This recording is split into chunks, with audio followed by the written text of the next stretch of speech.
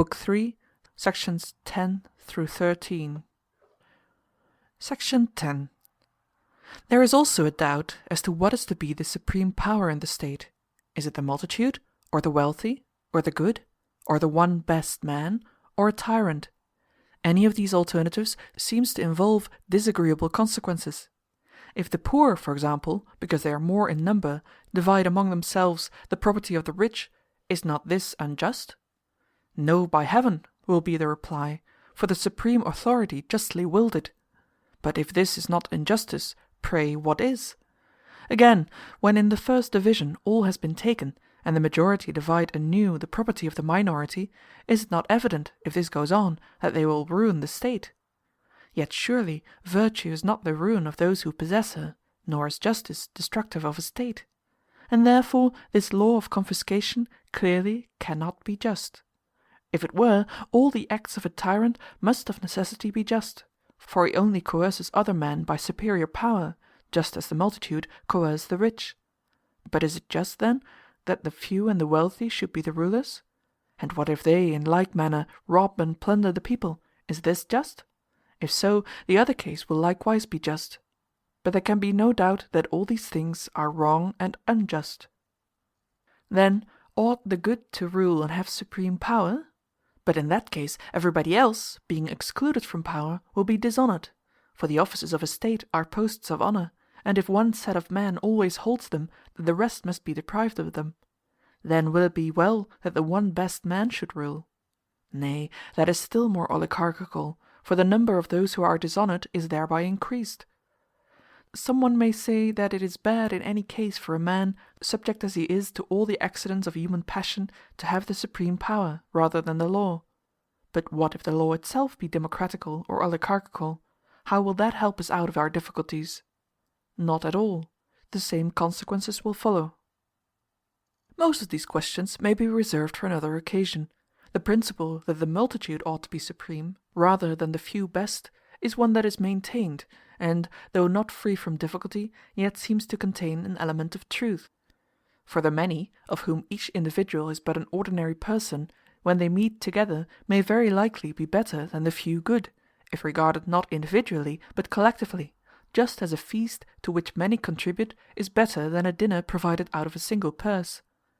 For each individual among the many has a share of virtue and prudence, and when they meet together they become in a manner one man, who has many feet and hands and senses, that is a figure of their mind and disposition.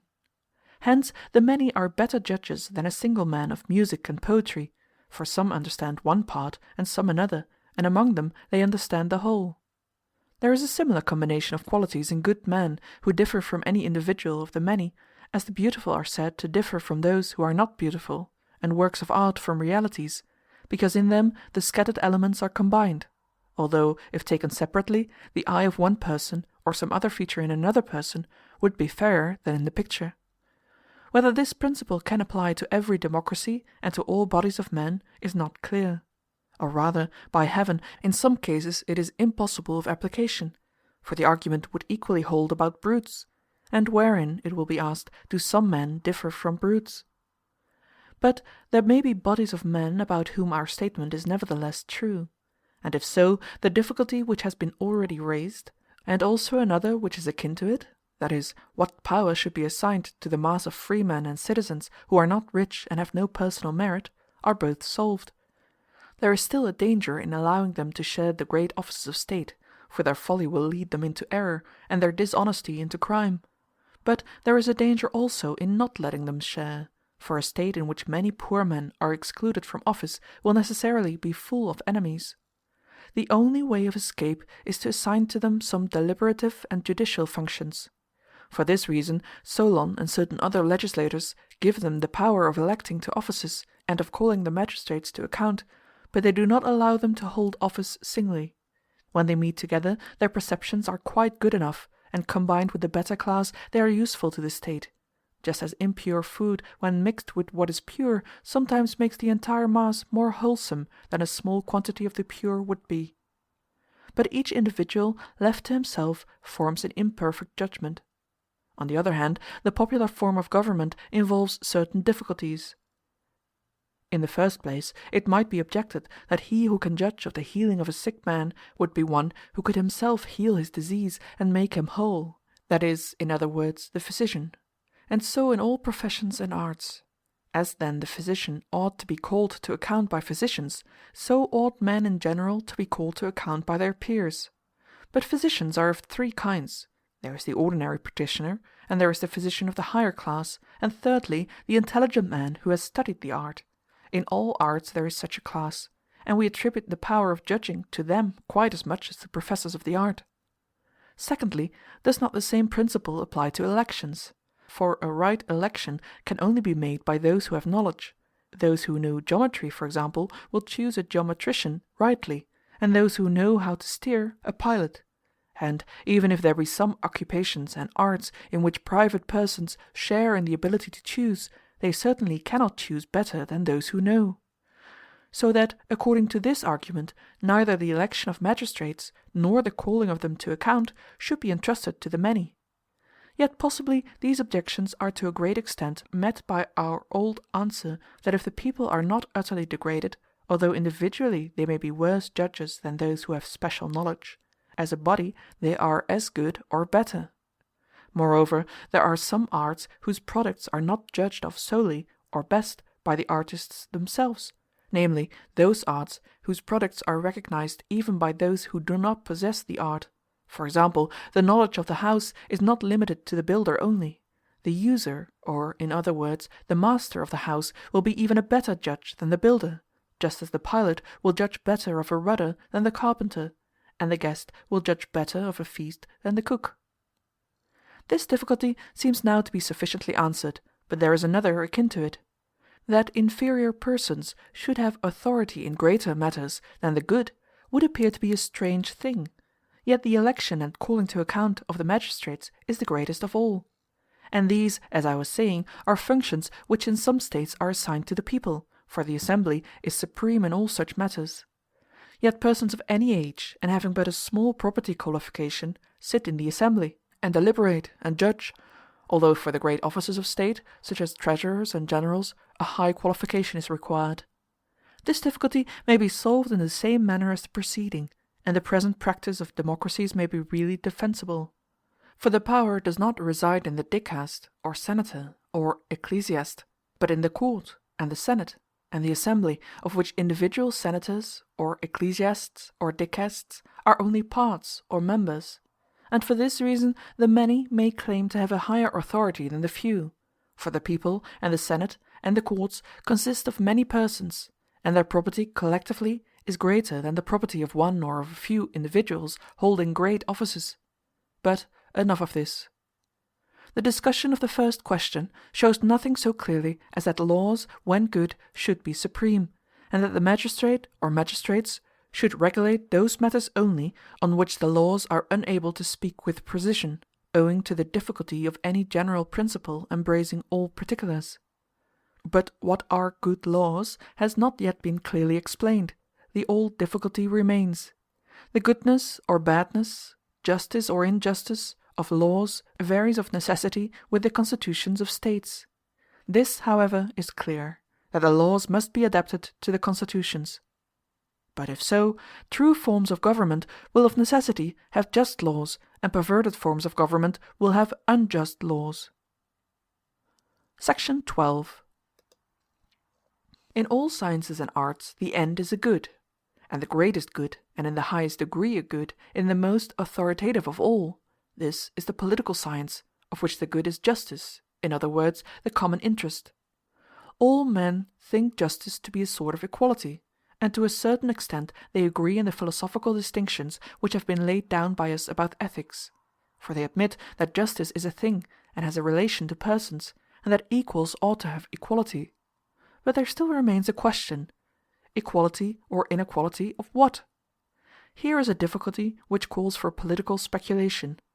For very likely some persons will say that offices of state ought to be unequally distributed according to superior excellence, in whatever respect, of the citizen, although there is no other difference between him and the rest of the community; for that those who differ in any one respect have different rights and claims.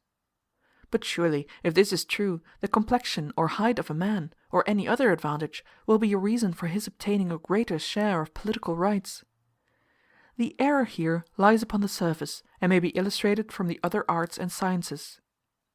When a number of flute players are equal in their art, there is no reason why those of them who are better born should have better flutes given to them, for they will not play any better on the flute, and the superior instrument should be reserved for him who is the superior artist. If what I am saying is still obscure, it will be made clearer as we proceed. For if there were a superior flute player who was far inferior in birth and beauty, although either of these may be a greater good than the art of flute playing, and may excel flute playing in a greater ratio than he excels the others in his art, still he ought to have the best flutes given to him, unless the advantages of wealth and birth contribute to excellence in flute playing, which they do not. Moreover, upon this principle any good may be compared with any other. For if a given height may be measured against wealth and against freedom, height in general may be so measured. Thus, if A excels in height more than B in virtue, even if virtue in general excels height still more, all goods will be commensurable. For if a certain amount is better than some other, it is clear that some other will be equal. But since no such comparison can be made, it is evident that there is good reason why in politics men do not ground their claim to office on every sort of inequality any more than in the arts. For if some be slow and others swift, that is no reason why the one should have little and the others much. It is in gymnastics contests that such excellence is rewarded. Whereas the rival claims of candidates for office can only be based on the possession of elements which enter into the composition of a state. And therefore the noble or freeborn or rich may with good reason claim office. For holders of offices must be freemen and taxpayers. A state can be no more composed entirely of poor men than entirely of slaves. But if wealth and freedom are necessary elements, justice and valor are equally so. For without the former qualities a state cannot exist at all, without the latter not well. Section 13. If the existence of the state is alone to be considered, then it would seem that all, or some at least, of these claims are just. But if we take into account a good life, then, as I have already said, education and virtue have superior claims.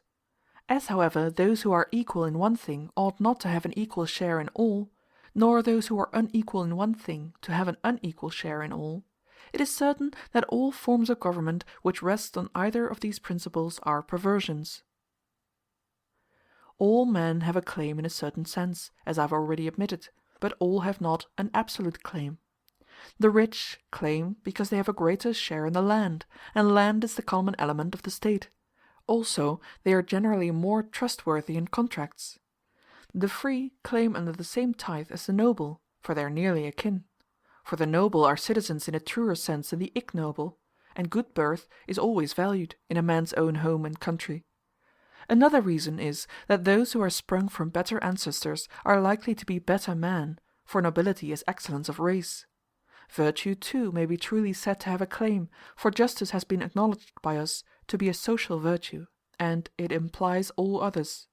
Again, the many may urge their claim against the few, for when taken collectively and compared with the few, they are stronger and richer and better. But what if the good, the rich, the noble, and the other classes who make up a state are all living together in the same city? Will there or will there not be any doubt who shall rule? No doubt at all in determining who ought to rule in each of the above-mentioned forms of government. For states are characterized by differences in their governing bodies. One of them has a government of the rich, another of the virtuous, and so on. But a difficulty arises when all these elements coexist. How are we to decide? Suppose the virtuous to be very few in number. May we consider their numbers in relation to their duties, and to ask whether they are enough to administer the state, or so many as will make up a state? Objections may be urged against all the aspirants to political power. For those who found their claims on wealth or family might be thought to have no basis of justice. On this principle, if any one person were richer than all the rest, it is clear that he ought to be ruler of them. In like manner, he who is very distinguished by his birth ought to have the superiority over all those who claim on the ground that they are free-born. In an aristocracy, or government of the best, a like difficulty occurs about virtue.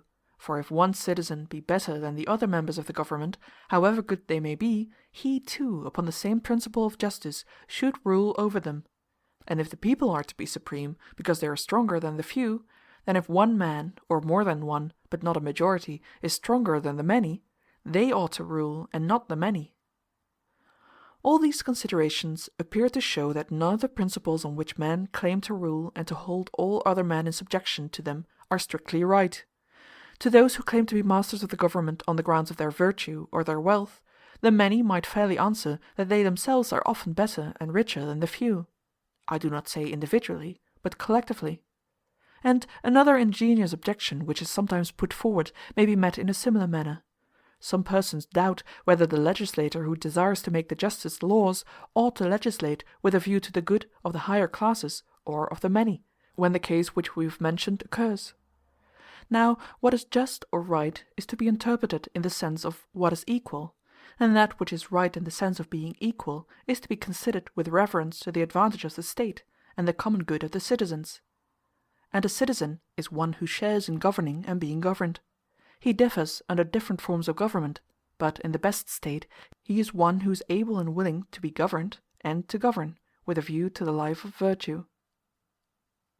If, however, there be some one person, or more than one, although not enough to make up the full complement of a state, whose virtue is so preeminent that the virtues or the political capacity of all the rest admit of no comparison with his or theirs, he or they can be no longer regarded as part of a state, for justice will not be done to the superior if he is reckoned only as the equal of those who are so far inferior to him in virtue and in political capacity.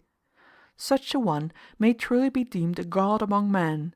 Hence we see that legislation is necessarily concerned only with those who are equal in birth and in capacity, and that for men of preeminent virtue there is no law, they are themselves a law. Any would be ridiculous who attempted to make laws for them.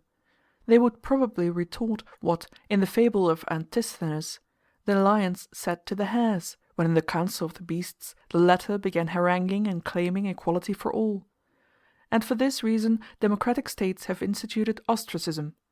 Equality is above all things their aim, and therefore they ostracized and banished from the city for a time those who seemed to predominate too much through their wealth, or the number of their friends, or through any other political influence.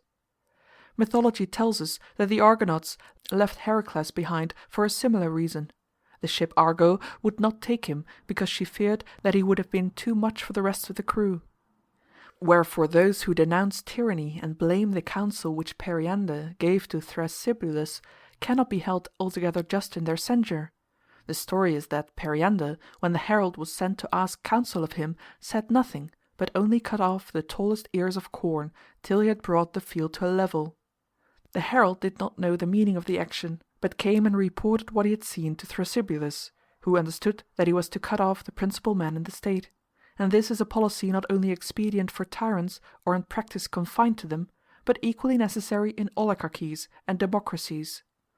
Ostracism is a measure of the same kind, which acts by disabling and banishing the most prominent citizens. Great powers do the same to whole cities and nations, as the Athenians did to the Samians, Chians, and Lesbians.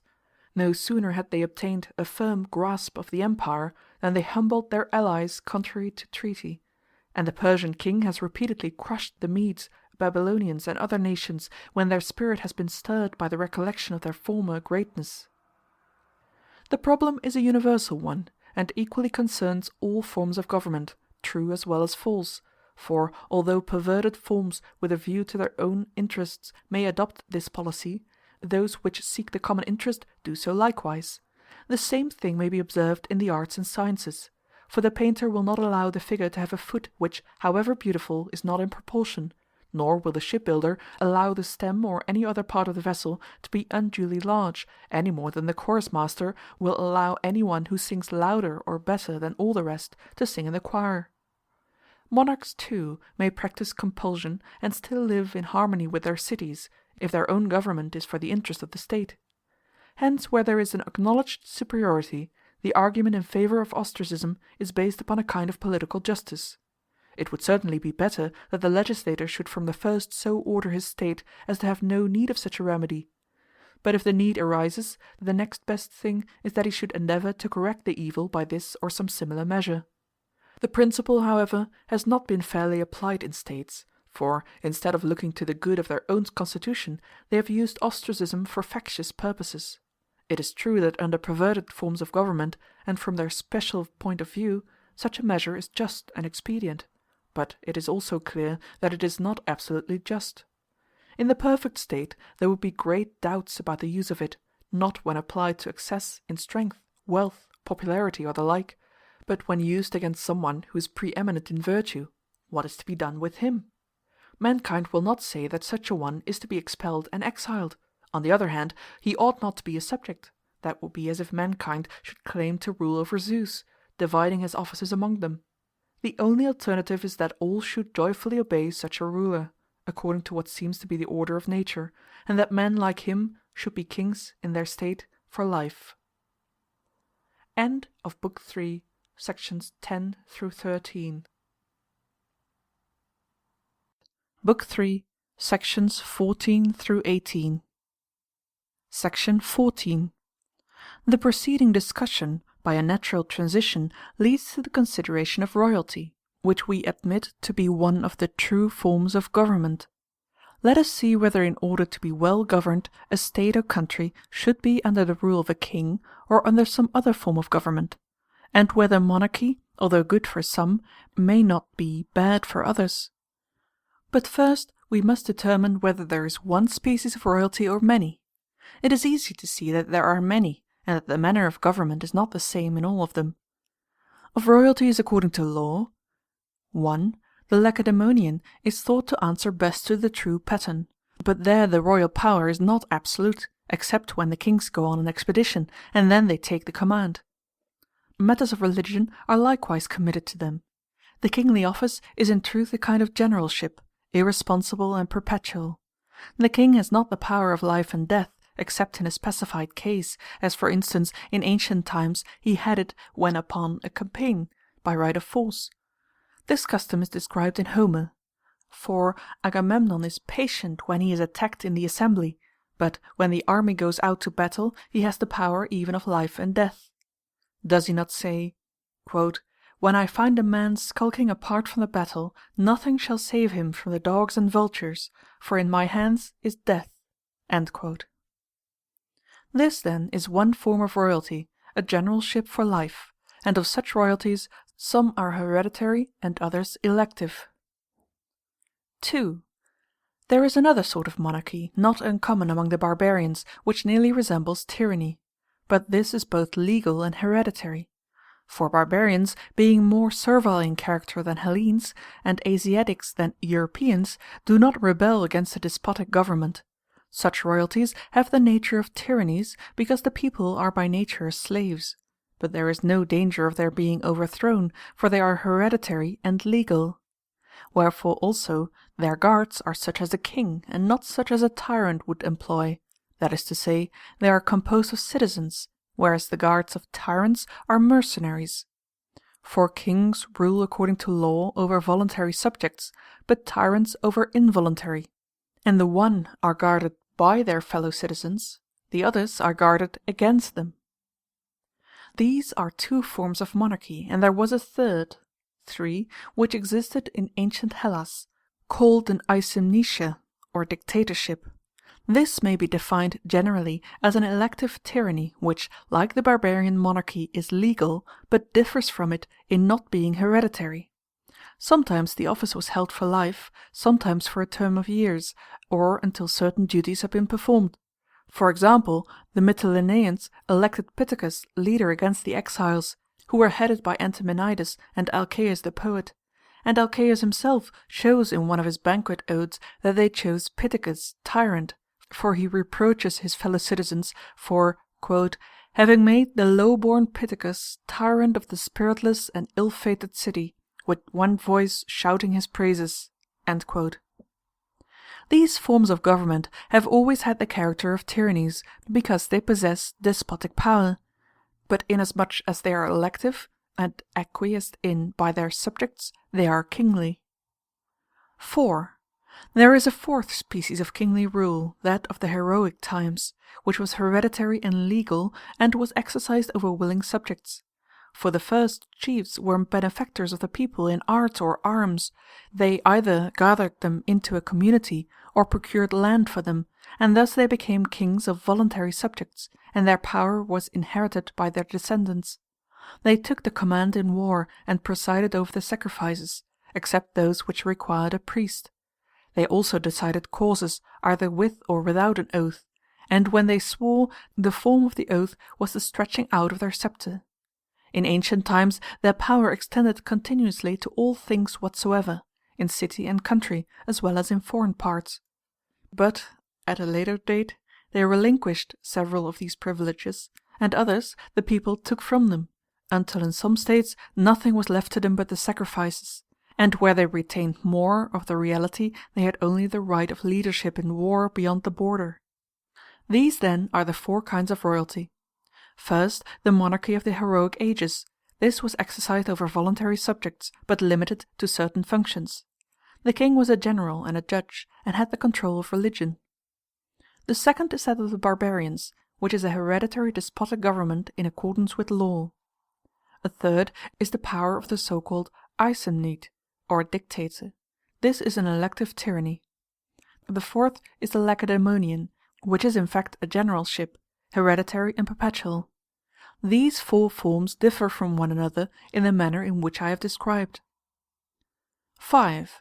There is a 5th form of kingly rule, in which one has the disposal of all, just as each nation or each state has the disposal of public matters. This form corresponds to the control of a household. For as household management is the kingly rule of a house, so kingly rule is the household management of a city, or of a nation, or of many nations. Section 15. Of these forms we need only consider 2, the Lacedaemonian and the absolute royalty, for most of the others be in a region between them, having less power than the last and more than the first. Thus the inquiry is reduced to 2 points. First, is it advantageous to the state that there should be a perpetual general, and if so, should the office be confined to one family, or open to the citizens in turn? Secondly, is it well that a single man should have the supreme power in all things? The first question falls under the head of laws rather than of constitutions, for perpetual generalship might equally exist under any form of government, so that this matter may be dismissed for the present. The other kind of royalty is a sort of constitution. This we have now to consider, and briefly to run over the difficulties involved in it.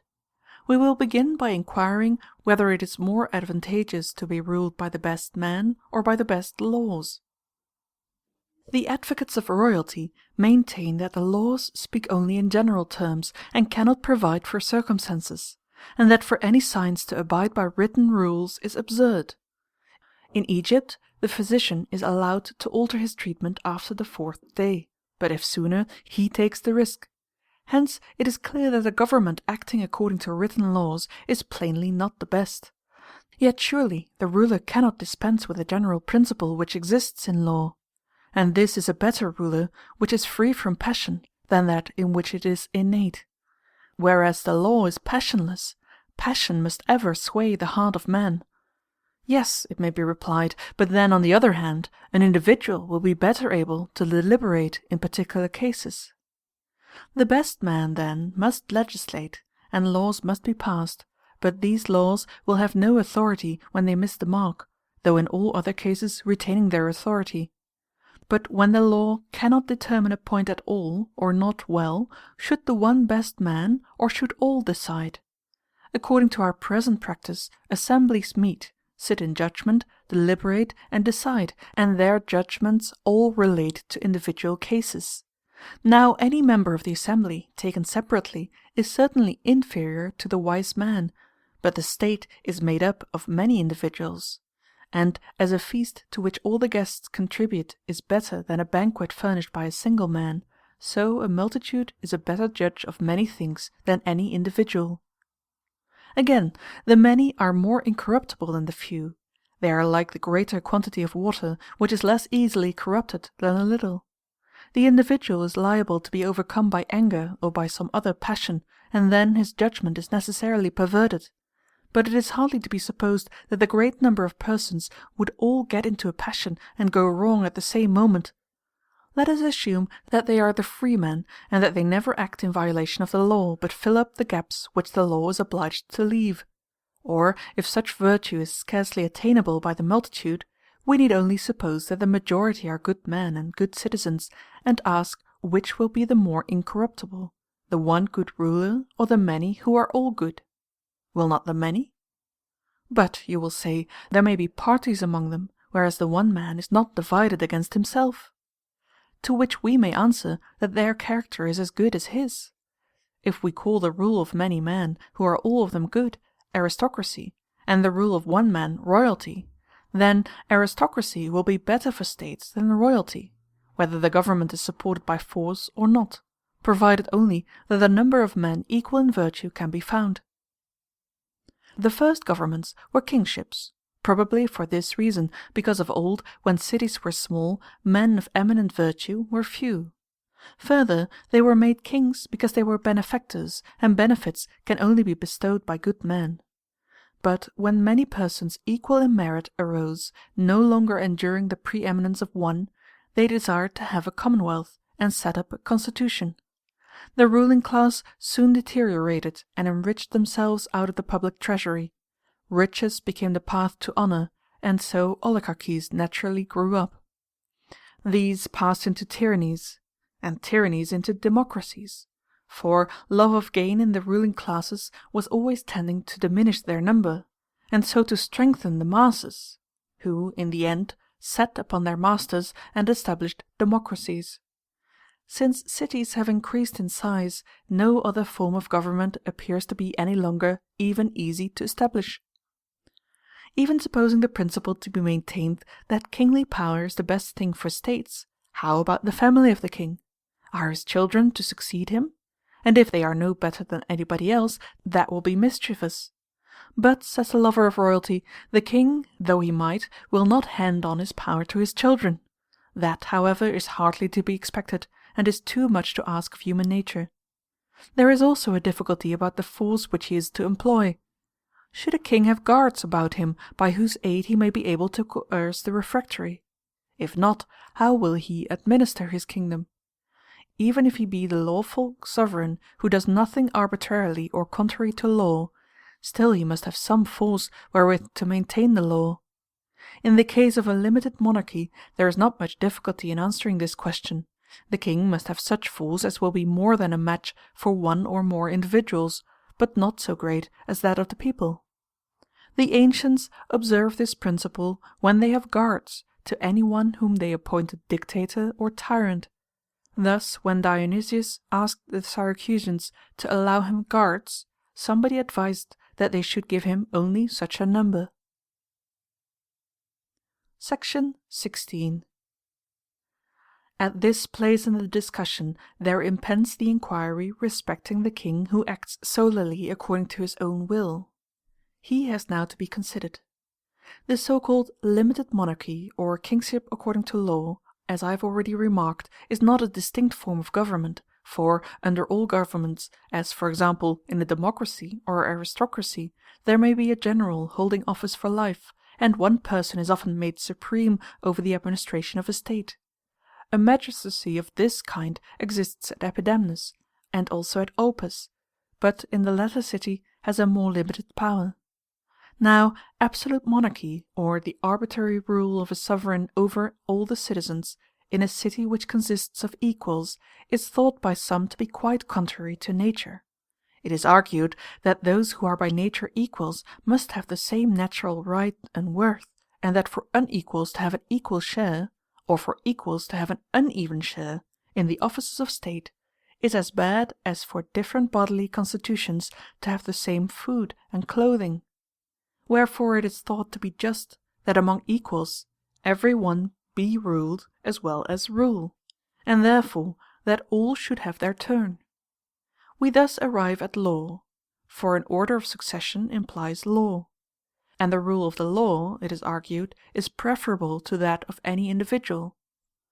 On the same principle, even if it be better for certain individuals to govern, they should be made only guardians and ministers of the law. For magistrates there must be, this is admitted. But then men say that to give authority to any one man, where all are equal, is unjust. Nay, there may indeed be cases which the law seems unable to determine, but in such cases can a man? Nay, it will be replied, the law trains officers for this express purpose, and appoints them to determine matters which are left undecided by it, to the best of their judgment. Further, it permits them to make any amendment of the existing laws which experience suggests. Therefore, he who bids the law rule may be deemed to bid God and reason alone rule. But he who bids man rule adds an element of the beast. For desire is a wild beast, and passion perverts the minds of rulers, even when they are the best of men. The law is reason, unaffected by desire. We are told that a patient should call in a physician. He will not get better if he is doctored out of a book. But the parallel of the arts is clearly not in point, for the physician does nothing contrary to rule from motives of friendship. He only cures a patient and takes a fee, whereas magistrates do many things from spite and partiality. And, indeed, if a man suspected the physician of being in league with his enemies to destroy him for a bribe, he would rather have recourse to the book. But certainly physicians, when they are sick, call in other physicians, and training masters, when they are in training, other training masters, as if they could not judge truly about their own case, and might be influenced by their feelings. Hence it is evident that in seeking for justice, men seek for the mean or neutral, for the law is the mean. Again, customary laws have more weight, and relate to more important matters, than written laws, and a man may be a safer ruler than the written law, but not safer than the customary law. Again, it is by no means easy for one man to superintend many things. He will have to appoint a number of subordinates, and what difference does it make whether these subordinates always existed, or were appointed by him because he needed them? If, as I said before, the good man has a right to rule because he is better, still 2 good men are better than 1. This is the old saying, 2 going together, and the prayer of Agamemnon, "Would that I had 10 such counsellors." And at this day there are magistrates, for example judges, who have authority to decide some matters which the law is unable to determine, since no one doubts that the law would command and decide in the best manner whatever it could. But some things can, and other things cannot, be comprehended under the law, and this is the origin of the nested question whether the best law or the best man should rule. For matters of detail about which men deliberate cannot be included in legislation, nor does anyone deny that the decision of such matters must be left to man, but it is argued that there should be many judges, and not one only. For every ruler who has been trained by the law judges well, and it would surely seem strange that a person should see better with 2 eyes, or hear better with 2 ears, or act better with 2 hands or feet, than many with many.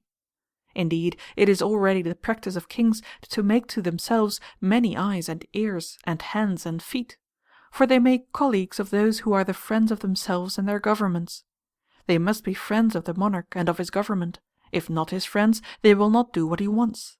But friendship implies likeness and equality, and therefore if he thinks that his friends ought to rule, he must think that those who are equal to himself and like himself ought to rule equally with himself. These are the principal controversies relating to monarchy. Section 17. But may not all this be true in some cases and not in others? For there is by nature both a justice and an advantage appropriate to the rule of a master, another to kingly rule, another to constitutional rule. But there is none naturally appropriate to tyranny, or to any other perverted form of government, for these come into being contrary to nature. Now, to judge at least from what has been said, it is manifest that, where men are alike and equal, it is neither expedient nor just that one man should be lord of all, whether there are laws or whether there are no laws, but he himself is in the place of law. Neither should a good man be lord over good men, nor a bad man over a bad. Nor, even if he excels in virtue, should he have a right to rule, unless in a particular case, at which I have already hinted, and to which I will once more recur. But, first of all, I must determine what natures are suited for government by a king, and what for an aristocracy, and what for a constitutional government. A people who are by nature capable of producing a race superior in the virtue needed for political rule are fitted for kingly government; and the people submitting to be ruled as freemen by men whose virtue renders them capable of political command are adapted for an aristocracy; while the people who are suited for constitutional freedom are those among whom there naturally exists a warlike multitude able to rule and to obey in turn by a law which gives office to the well-to-do according to their desert. But when a whole family or some individual happens to be so preeminent in virtue as to surpass all others, then it is just that they should be the royal family, and supreme over all, or that this one citizen should be king of the whole nation.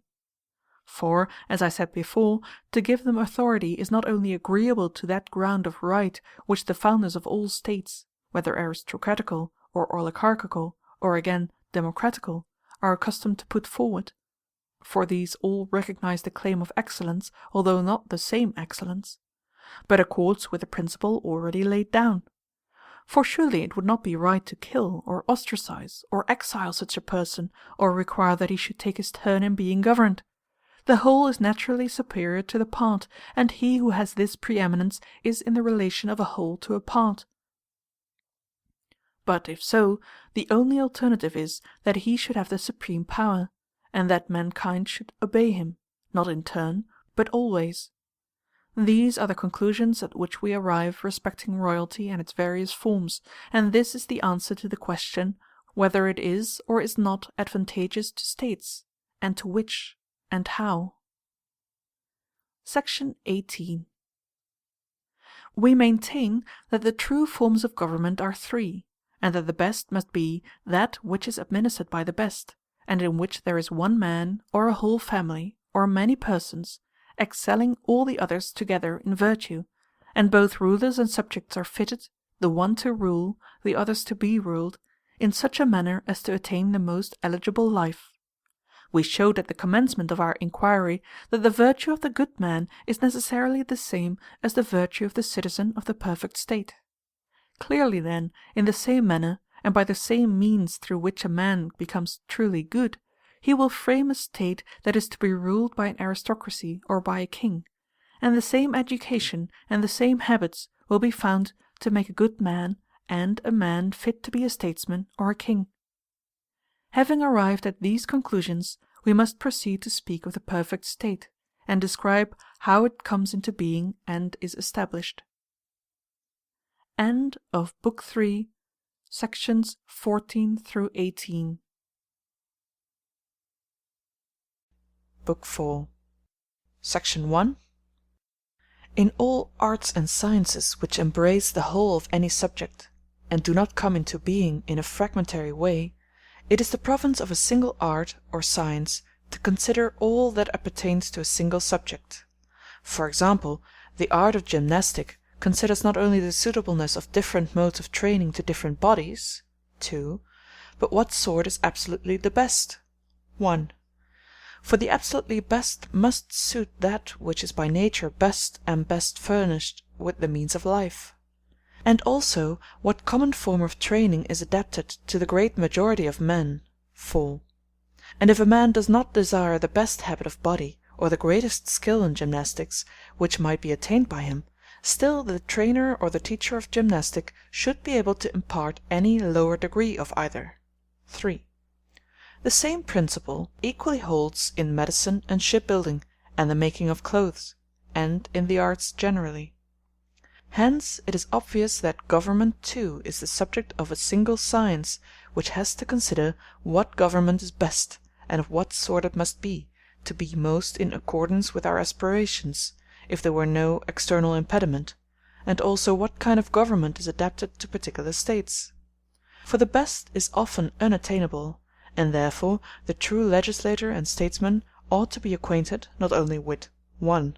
that which is best in the abstract, but also with (2) that which is best relatively to circumstances. We should be able further to say how a state may be constituted under any given conditions. 3. Both how it is originally formed, and, when formed, how it may be longest preserved.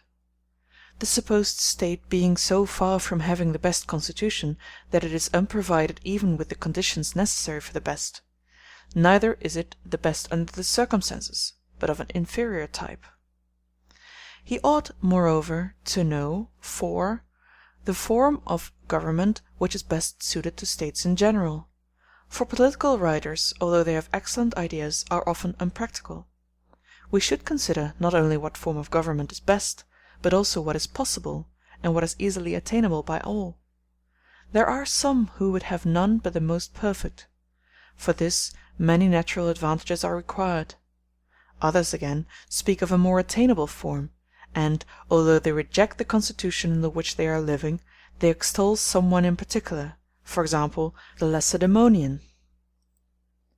Any change of government which has to be introduced should be one which men, starting from their existing constitutions, will be both willing and able to adopt, since there is quite as much trouble in the reformation of an old constitution as in the establishment of a new one, just as to unlearn is as hard as to learn.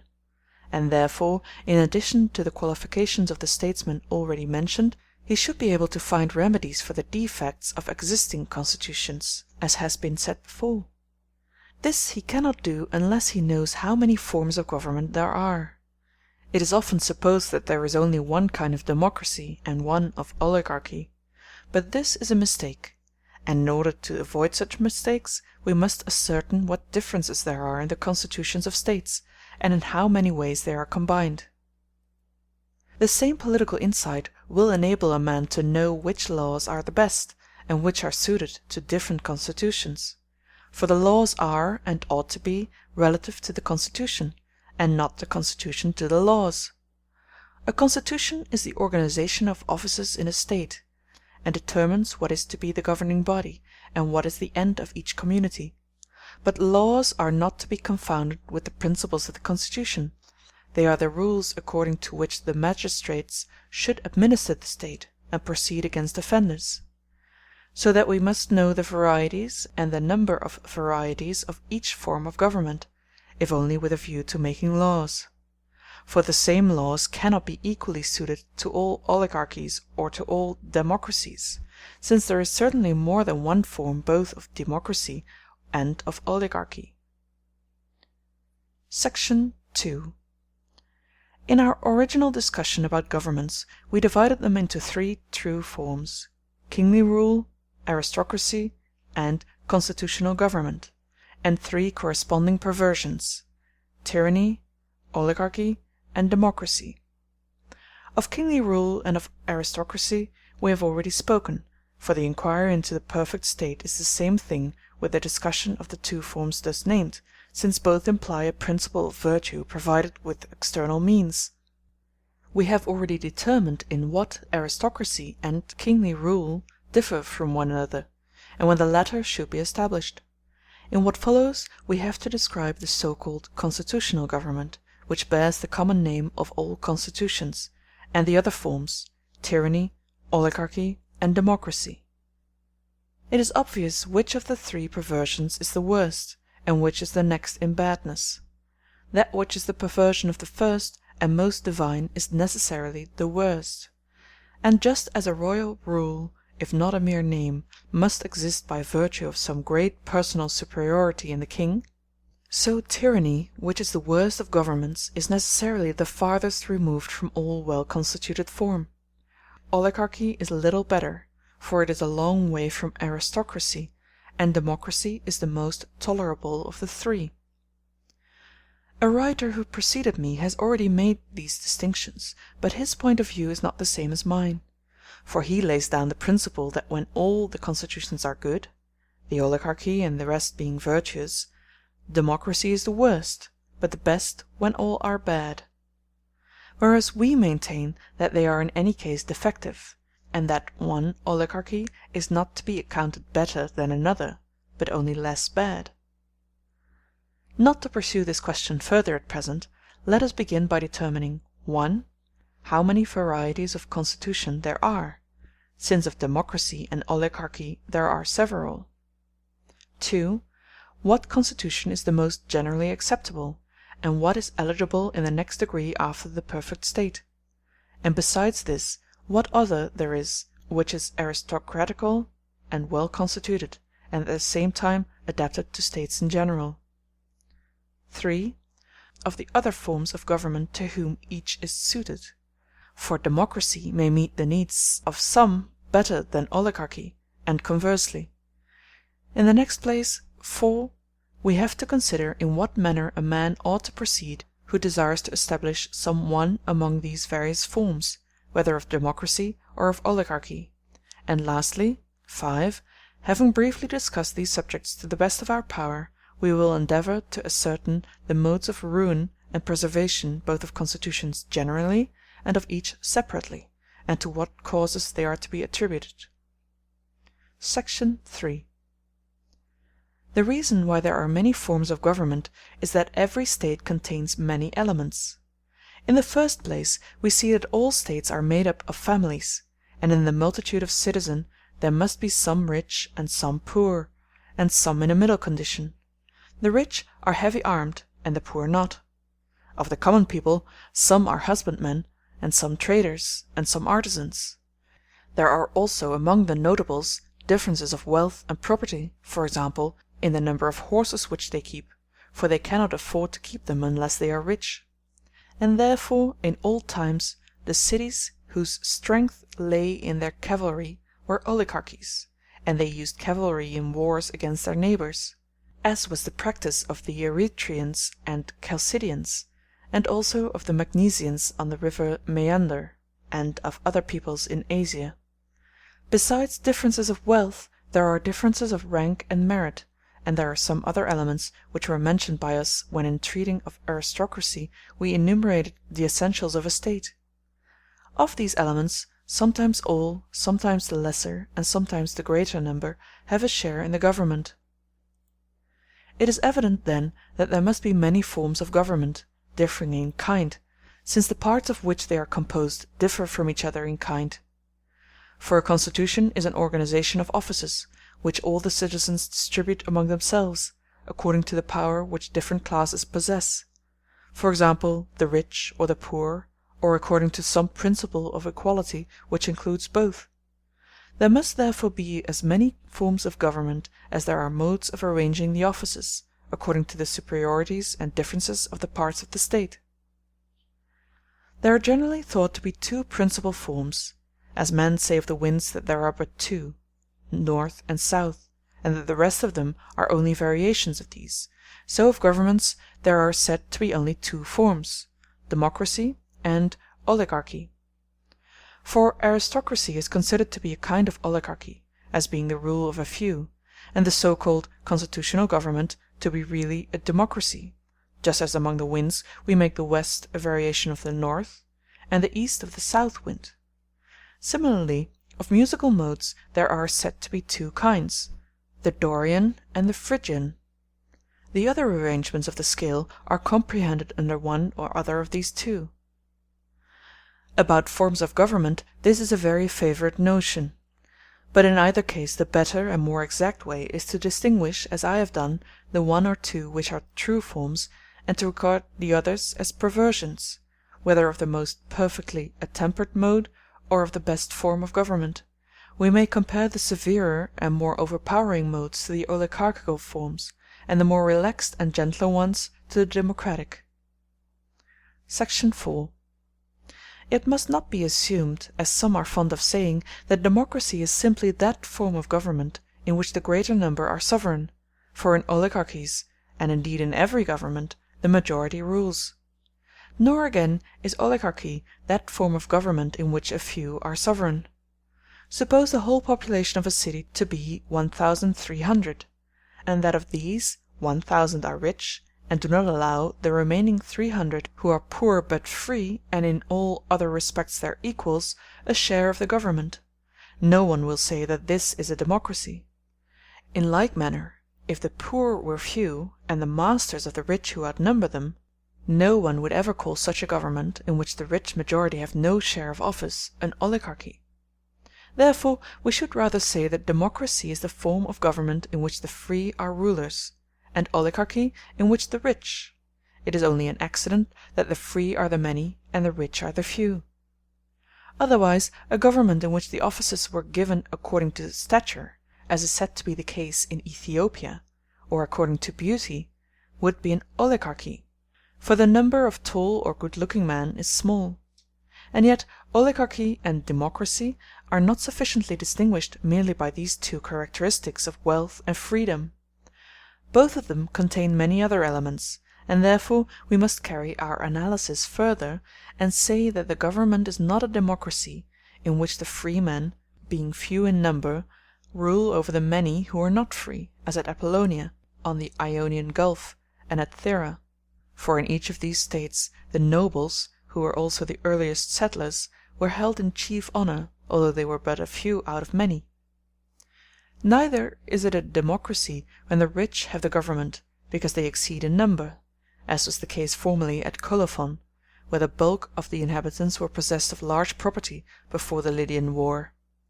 But the form of government is a democracy when the free, who are also poor, and the majority, govern, and an oligarchy when the rich and the noble govern, they being at the same time few in number.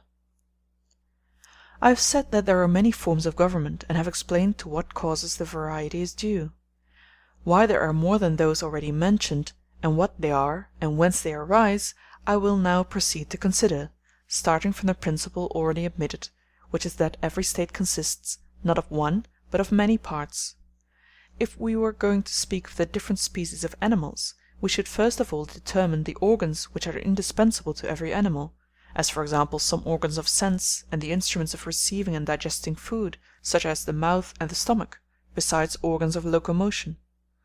Assuming now that there are only so many kinds of organs, but that there may be differences in them, I mean different kinds of mouths and stomachs and perceptive and locomotive organs, the possible combinations of these differences will necessarily furnish many varieties of animals. For animals cannot be the same which have different kinds of mouths or of ears. And when all the combinations are exhausted, there will be as many sorts of animals as there are combinations of the necessary organs. The same, then, is true of the forms of government which have been described. States, as I have repeatedly said, are composed not of one, but of many elements. One element is the food-producing class, who are called husbandmen; a second, the class of mechanics, who practice the arts without which a city cannot exist. Of these arts some are absolutely necessary, others contribute to luxury or to the grace of life. The third class is that of traders, and by traders I mean those who are engaged in buying and selling, whether in commerce or in retail trade. A fourth class is that of the serfs or labourers. The warriors make up the fifth class, and they are as necessary as any of the others, if the country is not to be the slave of every invader. For how can a state which has any title to the name be of a slavish nature? The state is independent and self-sufficing, but a slave is the reverse of independent. Hence we see that this subject, though ingeniously, has not been satisfactorily treated in the Republic. Socrates says that a state is made up of 4 sorts of people who are absolutely necessary. These are a weaver, a husbandman, a shoemaker, and a builder. Afterwards, finding that they are not enough, he adds a smith, and again a herdsman, to look after the necessary animals, then a merchant, and then a retail trader. All these together form the complement of the first state, as if a state were established merely to supply the necessaries of life, rather than for the sake of the good, or stood equally in need of shoemakers and of husbandmen. But he does not admit into the state a military class until the country has increased in size, and is beginning to encroach on its neighbours' land, whereupon they go to war. Yet even amongst his 4 original citizens, or whatever be the number of those whom he associates in the state, there must be some one who will dispense justice and determine what is just. And as the soul may be said to be more truly part of an animal than the body, so the higher parts of states, that is to say, the warrior class, the class engaged in the administration of justice, and that engaged in deliberation, which is a special business of political common sense, these are more essential to the State than the parts which minister to the necessaries of life. Whether their several functions are the functions of different citizens or of the same, for it may often happen that the same persons are both warriors and husbandmen, is immaterial to the argument. The higher as well as the lower elements are to be equally considered parts of the State, and if so, the military element at any rate must be included. There are also the wealthy who minister to the State with their property. These form the seventh class. The eighth class is that of magistrates and of officers, for the State cannot exist without rulers. And therefore some must be able to take office and to serve the State, either always or in turn. There only remains the class of those who deliberate and who judge between disputants. We were just now distinguishing them. If presence of all these elements and their fair and equitable organization is necessary to States, then there must also be persons who have the ability of statesmen. Different functions appear to be often combined in the same individual. For example, the warrior may also be a husbandman or an artisan, or again the councillor a judge, and all claim to possess political ability, and think that they are quite competent to fill most offices. But the same persons cannot be rich and poor at the same time. For this reason the rich and the poor are regarded in an especial sense as parts of a State. Again, because the rich are generally few in number, while the poor are many, they appear to be antagonistic, and as the one or the other prevails, they form the government. Hence arises the common opinion that there are two kinds of government, democracy and oligarchy. I have already explained that there are many forms of constitution, and to what causes the variety is due. Let me now show that there are different forms both of democracy and oligarchy, as will indeed be evident from what has preceded. For both in the common people and in the notables various classes are included. Of the common people, one class are husbandmen, another artisans, another traders, who are employed in buying and selling, another are the seafaring class, whether engaged in war or in trade, as ferrymen or as fishermen. In many places any one of these classes forms quite a large population, for example, fishermen at Tarentum and Byzantium, crews of triremes at Athens, merchant seamen at Aegina and Chios, ferrymen at Tenedos. To the classes already mentioned may be added day labourers, and those who, owing to their needy circumstances, have no leisure, or those who are not of free birth on both sides, and there may be other classes as well. The notables, again, may be divided according to their wealth, birth, virtue, education, and similar differences. Of forms of democracy first comes that which is said to be based strictly on equality.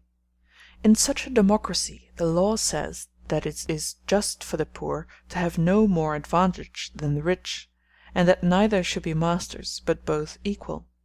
For if liberty and equality, as is thought by some, are chiefly to be found in democracy, they will be best attained when all persons alike share in the government to the utmost. And since the people are the majority, and the opinion of the majority is decisive, such a government must necessarily be a democracy. Here then is one sort of democracy. There is another, in which the magistrates are elected according to a certain property qualification, but a low one. He who has the required amount of property has a share in the government, but he who loses his property loses his rights. Another kind is that in which all the citizens who are under no disqualification share in the government, but still the law is supreme. In another, everybody, if he be only a citizen, is admitted to the government, but the law is supreme as before. A fifth form of democracy, in other respects the same, is that in which, not the law, but the multitude have the supreme power, and supersede the law by their decrees. This is a state of affairs brought about by the demagogues. For in democracies which are subject to the law, the best citizens hold the first place, and there are no demagogues; but where the laws are not supreme, There demagogues spring up, for the people becomes a monarch, and is many in one; and the many have the power in their hands, not as individuals, but collectively. Homer says that it is not good to have a rule of many; but whether he means this corporate rule, or the rule of many individuals, is uncertain. At all events, this sort of democracy, which is now a monarch, and no longer under the control of law, seeks to exercise monarchical sway, and grows into a despot. The flatterer is held in honor. This sort of democracy being relatively to other democracies what tyranny is to other forms of monarchy. The spirit of both is the same, and they alike exercise a despotic rule over the better citizens. The decrees of the demos correspond to the edicts of the tyrant, and the demagogue is to the one what the flatterer is to the other. Both have great power, the flatterer with the tyrant, the demagogue with democracies of the kind which we are describing. The demagogues make the decrees of the people override the laws, by referring all things to the popular assembly; and therefore they grow great, because the people have all things in their hands, and they hold in their hands the votes of the people, who are too ready to listen to them. Further, those who have any complaint to bring against the magistrates say, "Let the people be judges." The people are too happy to accept the invitation, and so the authority of every office is undermined. Such democracy is fairly open to the objection that it is not a constitution at all; for where the laws have no authority there is no constitution. The law ought to be supreme over all, and the magistrates should judge of particulars, and only this should be considered a constitution. So that if democracy be a real form of government, the sort of system in which all things are regulated by decrees is clearly not even a democracy in the true sense of the word, for decrees relate only to particulars. These then are the different kinds of democracy. End of Book 4, Sections 1 through 4. Book 4, Section 5. Of oligarchies too there are different kinds. One where the property qualification for office is such that the poor, although they form the majority, have no share in the government, yet he who acquires a qualification may obtain a share. Another sort is when there is a qualification for office but a high one, and the vacancies in the governing body are filled by cooptation. If the election is made out of all the qualified persons, a constitution of this kind inclines to an aristocracy, if out of a privileged class, to an oligarchy. Another sort of oligarchy is when the son succeeds the father. There is a fourth form, likewise hereditary, in which the magistrates are supreme, and not the law. Among oligarchies this is what tyranny is among monarchies, and the last mentioned form of democracy among democracies; and in fact this sort of oligarchy receives the name of a dynasty, or rule of powerful families. These are the different sorts of oligarchies and democracies. It should, however, be remembered that in many states the constitution which is established by law, although not democratic, owing to the education and habits of the people, may be administered democratically; and conversely, in other states the established constitution may incline to democracy, but may be administered in an oligarchical spirit. This most often happens after a revolution, for governments do not change at once. At first the dominant party are content with encroaching a little upon their opponents. The laws which existed previously continue in force, but the authors of the revolution have the power in their hands. Section 6.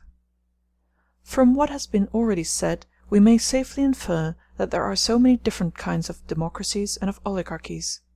For it is evident that either all the classes whom we mentioned must share in the government, or some only and not others. When the class of husbandmen and of those who possess moderate fortunes have the supreme power, the government is administered according to law. For the citizens, being compelled to live by their labor, have no leisure, and so they set up the authority of the law, and attend assemblies only when necessary. They all obtain a share in the government when they have acquired the qualification which is fixed by the law. The absolute exclusion of any class would be a step towards oligarchy. Hence all who have acquired the property of qualification are admitted to a share in the constitution.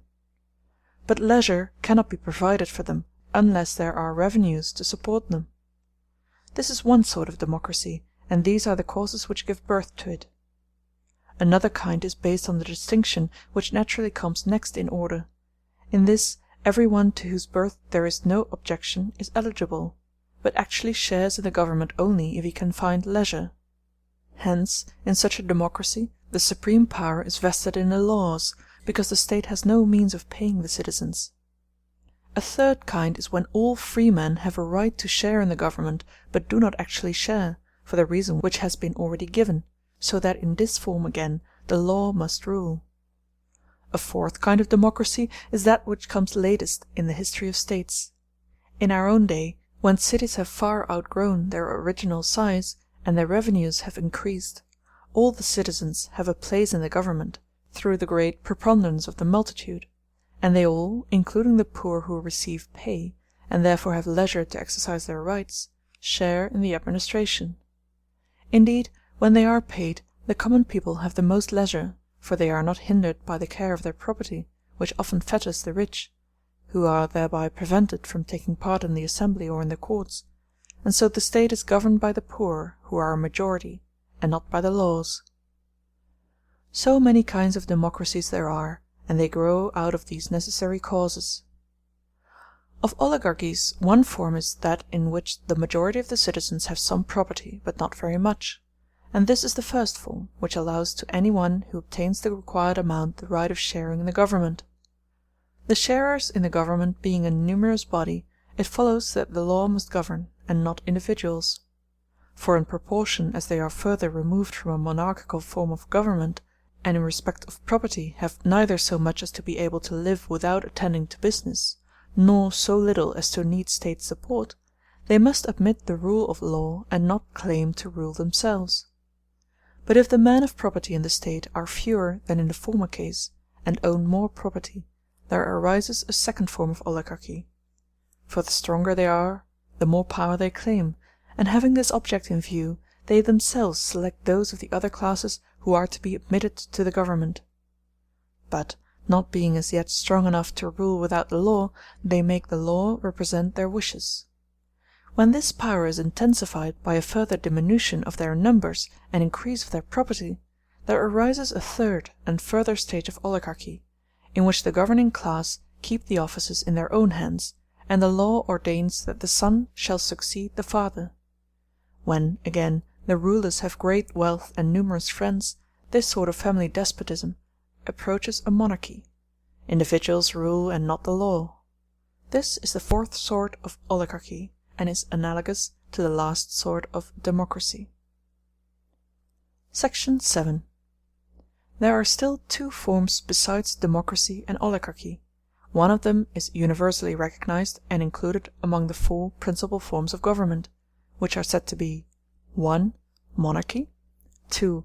Oligarchy, 3. Democracy, and 4. The so-called aristocracy or government of the best. But there is also a fifth, which retains the generic name of polity or constitutional government. This is not common, and therefore has not been noticed by writers who attempt to enumerate the different kinds of government. Like Plato, in their books about the state, they recognize 4 only. The term aristocracy is rightly applied to the form of government which is described in the first part of our treatise; for that only can be rightly called aristocracy which is a government formed of the best men absolutely, and not merely of men who are good when tried by any given standard. In the perfect state the good man is absolutely the same as the good citizen, whereas in other states the good citizen is only good relatively to his own form of government. But there are some states differing from oligarchies, and also differing from the so-called polity or constitutional government. These are termed aristocracies, and in them the magistrates are certainly chosen, both according to their wealth and according to their merit. Such a form of government differs from each of the two just now mentioned, and is termed an aristocracy. For indeed in states which do not make virtue the aim of the community, men of merit and reputation for virtue may be found. And so, where a government has regard to wealth, virtue, and numbers, as at Carthage, that is aristocracy, and also where it has regard only to 2 out of the 3, as the Lacedaemon, to virtue and numbers, and the 2 principles of democracy and virtue temper each other. There are these 2 forms of aristocracy in addition to the first and perfect state, and there is a third form, viz., the constitutions which incline more than the so-called polity towards oligarchy. Section 8. I have yet to speak of the so-called polity and of tyranny. I put them in this order, not because a polity or constitutional government is to be regarded as a perversion any more than the above-mentioned aristocracies. The truth is that they all fall short of the most perfect form of government, and so they are reckoned among perversions, and the really perverted forms are perversions of these, as I said in the original discussion. Last of all, I will speak of tyranny, which I place last in the series because I am inquiring into the constitutions of states, and this is the very reverse of a constitution. Having explained why I have adopted this order, I will proceed to consider constitutional government, of which the nature will be clearer now that oligarchy and democracy have been defined. For polity or constitutional government may be described generally as a fusion of oligarchy and democracy, but the term is usually applied to those forms of government which incline towards democracy, and the term aristocracy to those which incline towards oligarchy, because birth and education are commonly the accompaniments of wealth. Moreover, the rich already possess the external advantages, the want of which is a temptation to crime, and hence they are called noblemen and gentlemen. And inasmuch as aristocracy seeks to give predominance to the best of the citizens, people say also of oligarchies that they are composed of noblemen and gentlemen. Now it appears to be an impossible thing that the state which is governed not by the best citizens but by the worst should be well governed, and equally impossible that the state which is ill governed should be governed by the best. But we must remember that good laws, if they are not obeyed, do not constitute good government. Hence there are 2 parts of good government. One is the actual obedience of citizens to the laws. The other part is the goodness of the laws which they obey. They may obey bad laws as well as good. And there may be a further subdivision. They may obey either the best laws which are attainable to them, or the best absolutely. The distribution of offices according to merit is a special characteristic of aristocracy, for the principle of an aristocracy is virtue, as wealth is of an oligarchy, and freedom of a democracy. In all of them there of course exists the right of the majority, and whatever seems good to the majority of those who share in the government has authority. Now in most states the form called polity exists, for the fusion goes no further than the attempt to unite the freedom of the poor and the wealth of the rich, who commonly take the place of the noble. But as there are 3 grounds on which men claim an equal share in the government, freedom, wealth, and virtue, for the 4th or good birth is the result of the 2 last, being only ancient wealth and virtue, it is clear that the admixture of the 2 elements, that is to say, of the rich and poor, is to be called a polity, or constitutional government, and the union of the 3 is to be called aristocracy, or the government of the best, and more than any other form of government, except the true and ideal, has a right to this name. Thus far I have shown the existence of forms of states other than monarchy, democracy, and oligarchy, and what they are, and in what aristocracies differ from one another, and polities from aristocracies. That the 2 latter are not very unlike is obvious.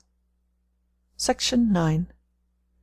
Next we have to consider how by the side of oligarchy and democracy the so-called polity or constitutional government springs up, and how it should be organized. The nature of it will be at once understood from a comparison of oligarchy and democracy. We must ascertain their different characteristics, and taking a portion from each, put the 2 together like the parts of an indenture. Now there are 3 modes in which fusions of government may be effected. In the first mode we must combine the laws made by both governments, say concerning the administration of justice. In oligarchies they impose a fine on the rich if they do not serve as judges, and to the poor they give no pay. But in democracies they give pay to the poor and do not fine the rich. Now, 1. The union of these 2 modes is a common or middle term between them, and is therefore characteristic of constitutional government, for it is a combination of both. This is one mode of uniting the two elements. Or, 2. A mean may be taken between the enactments of the two. Thus, democracies require no property qualification, or only a small one, from members of the assembly, oligarchies a high one. Here neither of these is the common term, but a mean between them. 3. There is a third mode, in which something is borrowed from the oligarchical and something from the democratical principle. For example, the appointment of magistrates by lot is thought to be democratical, and the election of them oligarchical. Democratical again when there is no property qualification, oligarchical when there is.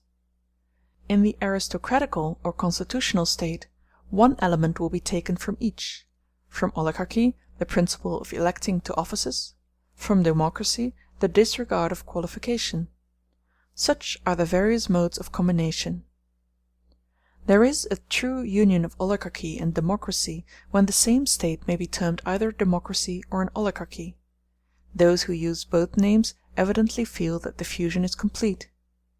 Such a fusion there is also in the mean, for both extremes appear in it. The Lacedaemonian constitution, for example, is often described as a democracy, because it has many democratical features. In the first place, the youth receive a democratical education, for the sons of the poor are brought up with the sons of the rich, who are educated in such a manner as to make it possible for the sons of the poor to be educated by them. A similar equality prevails in the following period of life, and when the citizens are grown up to manhood the same rule is observed: there is no distinction between the rich and poor.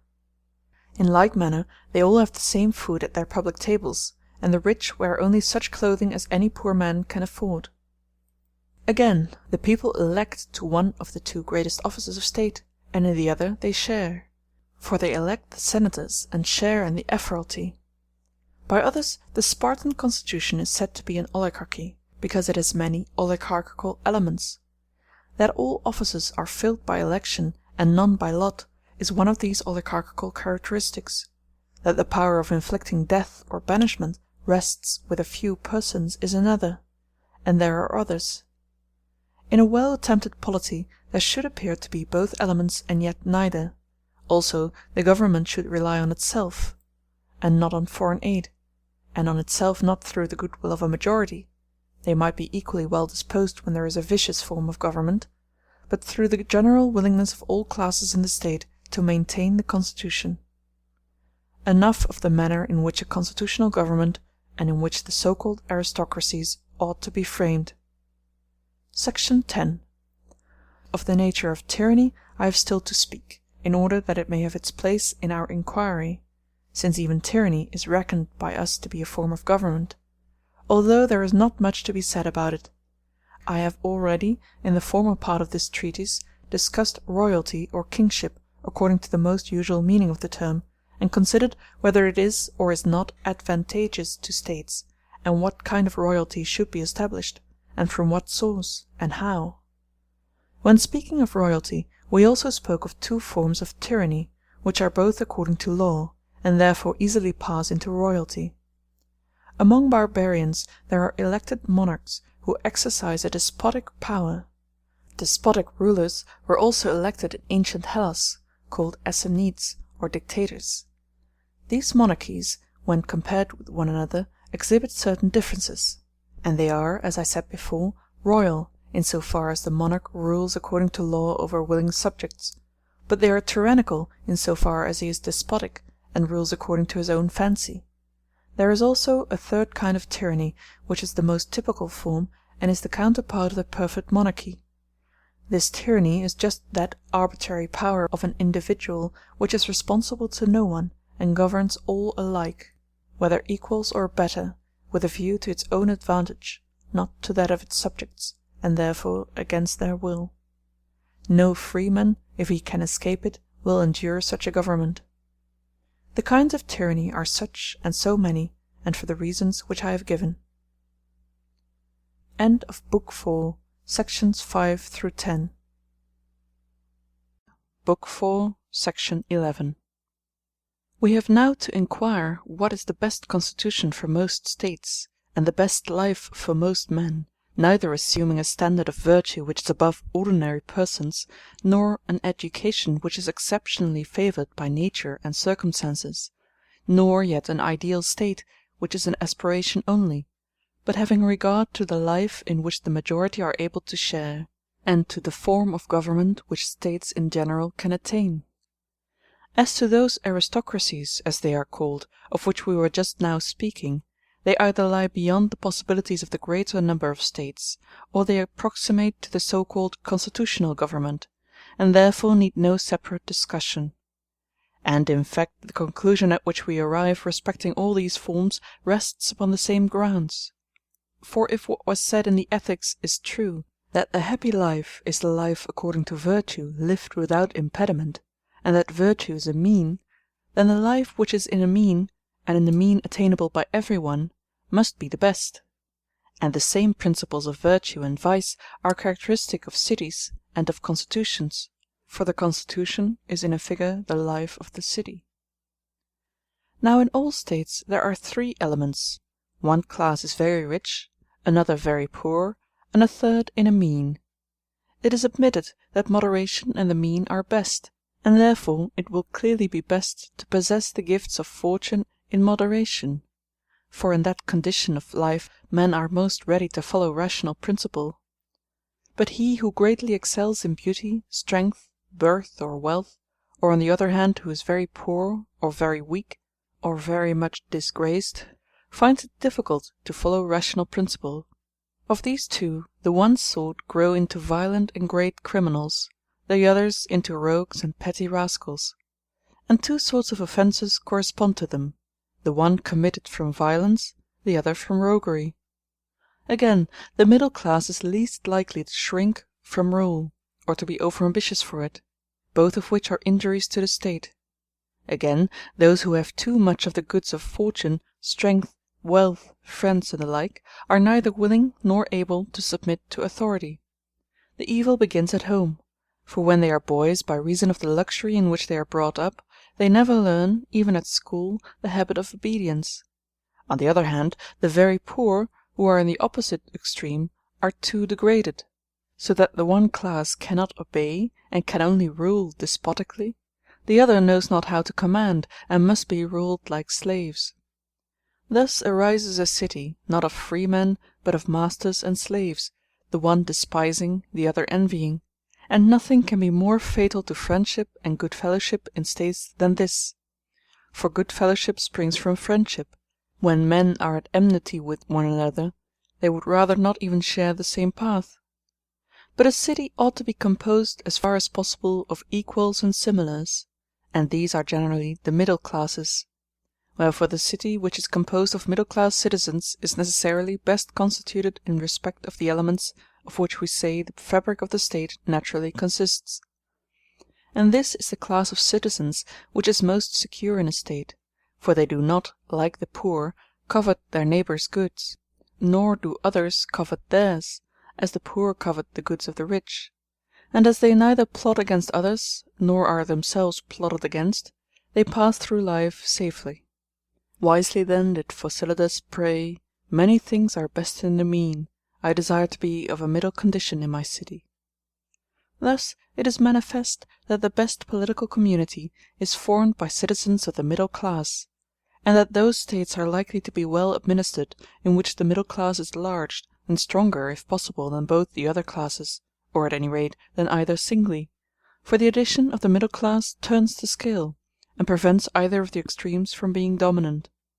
Great then is the good fortune of a state in which the citizens have a moderate and sufficient property; for where some possess much, and the others nothing, there may arise an extreme democracy, or a pure oligarchy; or a tyranny may grow out of either extreme, either out of the most rampant democracy, or out of an oligarchy; but it is not so likely to arise out of the middle constitutions, and those akin to them.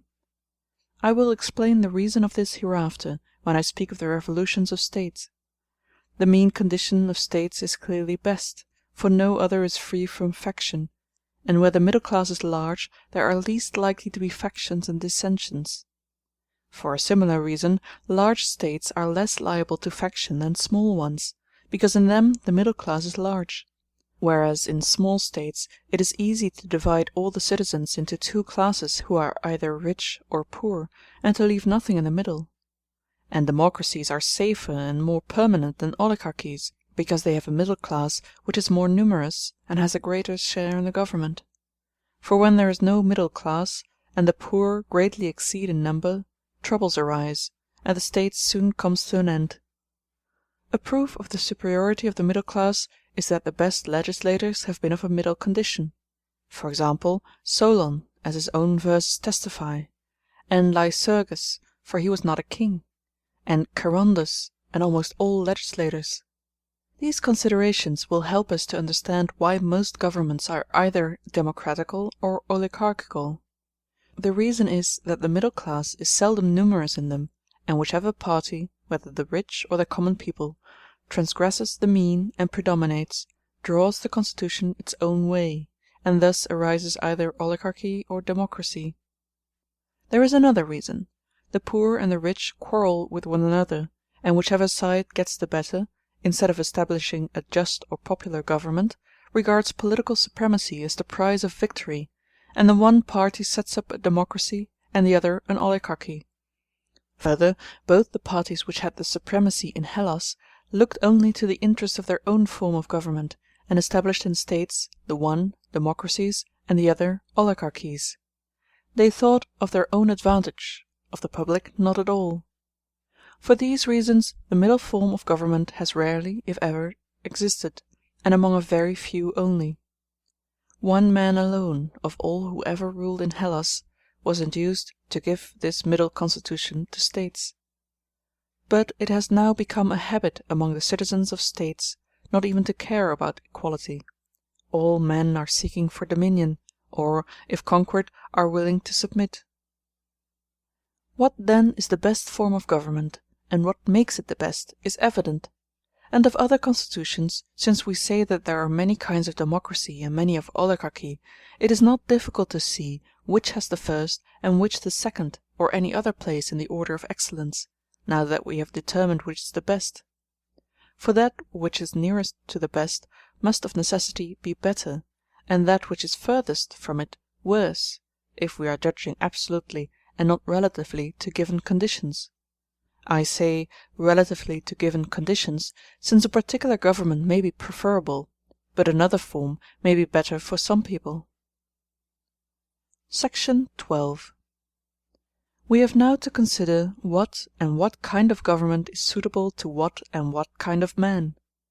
I may begin by assuming, as a general principle common to all governments, that the portion of the State which desires the permanence of the constitution ought to be stronger than that which desires the reverse. Now every city is composed of quality and quantity. By quality I mean freedom, wealth, education, good birth, and by quantity superiority of numbers. Quality may exist in one of the classes which make up the State, and quantity in the other. For example, the meanly born may be more in number than the well born, or the poor than the rich, yet they may not so much exceed in quantity as they fall short in quality, and therefore there must be comparison of quantity and quality. Where the number of the poor is more than proportioned to the wealth of the rich, there will naturally be a democracy, varying in form with the sort of people who compose it in each case. If, for example, the husbandmen exceed in number, the first form of democracy will then arise; if the artisans and labouring class, the last, and so with the intermediate forms. But where the rich and the notables exceed in quality more than they fall short in quantity, there oligarchy arises, similarly assuming various forms according to the kind of superiority possessed by the oligarchs. The legislator should always include the middle class in his government. If he makes his laws oligarchical, to the middle class let him look. If he makes them democratical, he should equally by his laws try to attach this class to the State. There only can the government ever be stable, where the middle class exceeds one or both of the others, and in that case there will be no fear that the rich will unite with the poor against the rulers. For neither of them will ever be willing to serve the other, and if they look for some form of government more suitable to both, they will find none better than this, for the rich and the poor will never consent to rule in turn, because they mistrust one another. The arbiter is always the one trusted, and he who is in the middle is an arbiter. The more perfect the admixture of the political elements, the more lasting will be the constitution. Many even of those who desire to form aristocratical governments make a mistake, not only in giving too much power to the rich, but in attempting to overreach the people.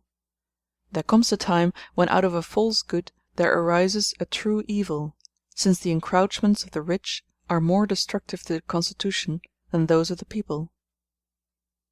Section 13. The devices by which oligarchies deceive the people are 5 in number. They relate to 1. The assembly, 2. The magistracies, 3. The courts of law, 4. The use of arms, 5. Gymnastic exercises. 1. The assemblies are thrown open to all, but either the rich only are fined for non-attendance, or a much larger fine is inflicted upon them. 2.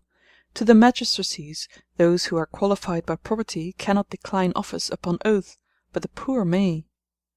3.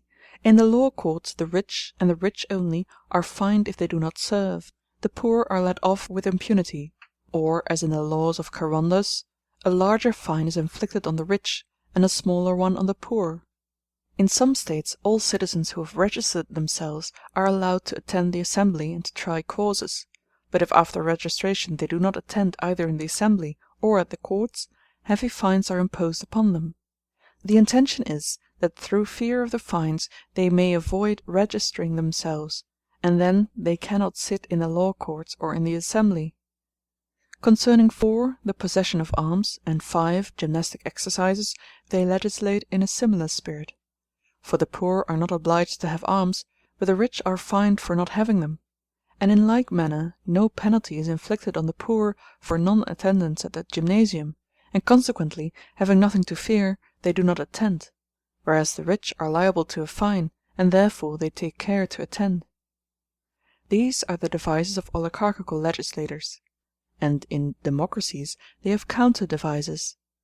They pay the poor for attending the assemblies and the law courts, and they inflict no penalty on the rich for non-attendance. It is obvious that he who would duly mix the 2 principles should combine the practice of both, and provide that the poor should be paid to attend, and the rich fined if they do not attend, for then all will take part. If there is no such combination, power will be in the hands of one party only. The government should be confined to those who carry arms. As to the property qualification, no absolute rule can be laid down, but we must see what is the highest qualification sufficiently comprehensive to secure that the number of those who have the rights of citizens exceeds the number of those excluded. Even if they have no share in office, the poor, provided only that they are not outraged or deprived of their property, will be quiet enough. But to secure gentle treatment for the poor is not an easy thing, since the ruling class is not always humane. And in time of war the poor are apt to hesitate unless they are fed; when fed, they are willing enough to fight. In some states the government is vested, not only in those who are actually serving, but also in those who have served. Among the Malians, for example, the governing body consisted of the latter, while the magistrates were chosen from those actually on service. And the earliest government which existed among the Hellenes, after the overthrow of the kingly power, grew up out of the warrior class, and was originally taken from the knights. For strength and superiority in war at that time depended on cavalry; indeed, without discipline infantry are useless, and in ancient times there was no military knowledge or tactics, and therefore the strength of armies lay in their cavalry. But when cities increased and the heavy armed grew in strength, more had a share in the government; and this is the reason why the states which we call constitutional governments have been hitherto called democracies. Ancient constitutions, as might be expected, were oligarchical and royal; their population being small, they had no considerable middle class; the people were weak in numbers and organization, and were therefore more contented to be governed. I have explained why there are various forms of government, and why there are more than is generally supposed; for democracy, as well as other constitutions, has more than one form. Also what their differences are, and whence they arise, and what is the best form of government, speaking generally, and to whom the various forms of government are best suited. All this has now been explained. End of Book 4, Sections 11 through 13. Book 4, Section 14. Having thus gained an appropriate basis of discussion, we will proceed to speak of the points which follow next in order. We will consider the subject not only in general, but with reference to particular constitutions. All constitutions have three elements, concerning which the good lawgiver has to regard what is expedient for each constitution. When they are well ordered, the constitution is well ordered, and as they differ from one another, constitutions differ. There is one element which deliberates about public affairs; secondly, 2, that concerned with the magistrates, the question being what they should be, over what they should exercise authority, and what should be the mode of electing to them; and thirdly, 3, that which has judicial power. The deliberative element has authority in matters of war and peace, in making and unmaking alliances. It passes laws, inflicts death, exile, confiscation, elects magistrates, and audits their accounts. These powers must be assigned either all to all the citizens, or all to some of them; for example, to one or more magistracies, or different causes to different magistracies; or some of them to all, and others of them only to some. That all things should be decided by all is characteristic of democracy. This is the sort of equality which the people desire. But there are various ways in which all may share in the government. They may deliberate, not all in one body, but by turns, as in the constitution of Telecles the Milesian. There are other constitutions in which the boards of magistrates meet and deliberate, but come into office by turns, and are elected out of the tribes and the very smallest divisions of the state, until every one has obtained office in his turn. The citizens, on the other hand, are assembled only for the purposes of legislation, and to consult about the constitution, and to hear the edicts of the magistrates. In another variety of democracy, the citizens form one assembly, but meet only to elect magistrates, to pass laws, to advise about war and peace, and to make scrutinies. Other matters are referred severally to special magistrates, who are elected by vote or by lot out of all the citizens. Or again, the citizens meet about election to offices and about scrutinies, and deliberate concerning war or alliances, while other matters are administered by the magistrates, who, as far as is possible, are elected by vote. I am speaking of those magistracies in which special knowledge is required. A fourth form of democracy is when all the citizens meet to deliberate about everything, and the magistrates decide nothing, but only make the preliminary inquiries; and that is the way in which the last and worst form of democracy, corresponding, as we maintain, to the close family oligarchy and to tyranny, is at present administered. All these modes are democratical. On the other hand, that some should deliberate about all is oligarchical. This again is a mode which, like the democratical, has many forms. When the deliberative class, being elected out of those who have a moderate qualification, are numerous, and they respect and obey the prohibitions of the law without altering it, and any one who has the required qualification shares in the government, then, just because of this moderation, the oligarchy inclines towards polity. But when only selected individuals, and not the whole people, share in the deliberations of the state, then, although as in the former case they observe the law, the government is a pure oligarchy.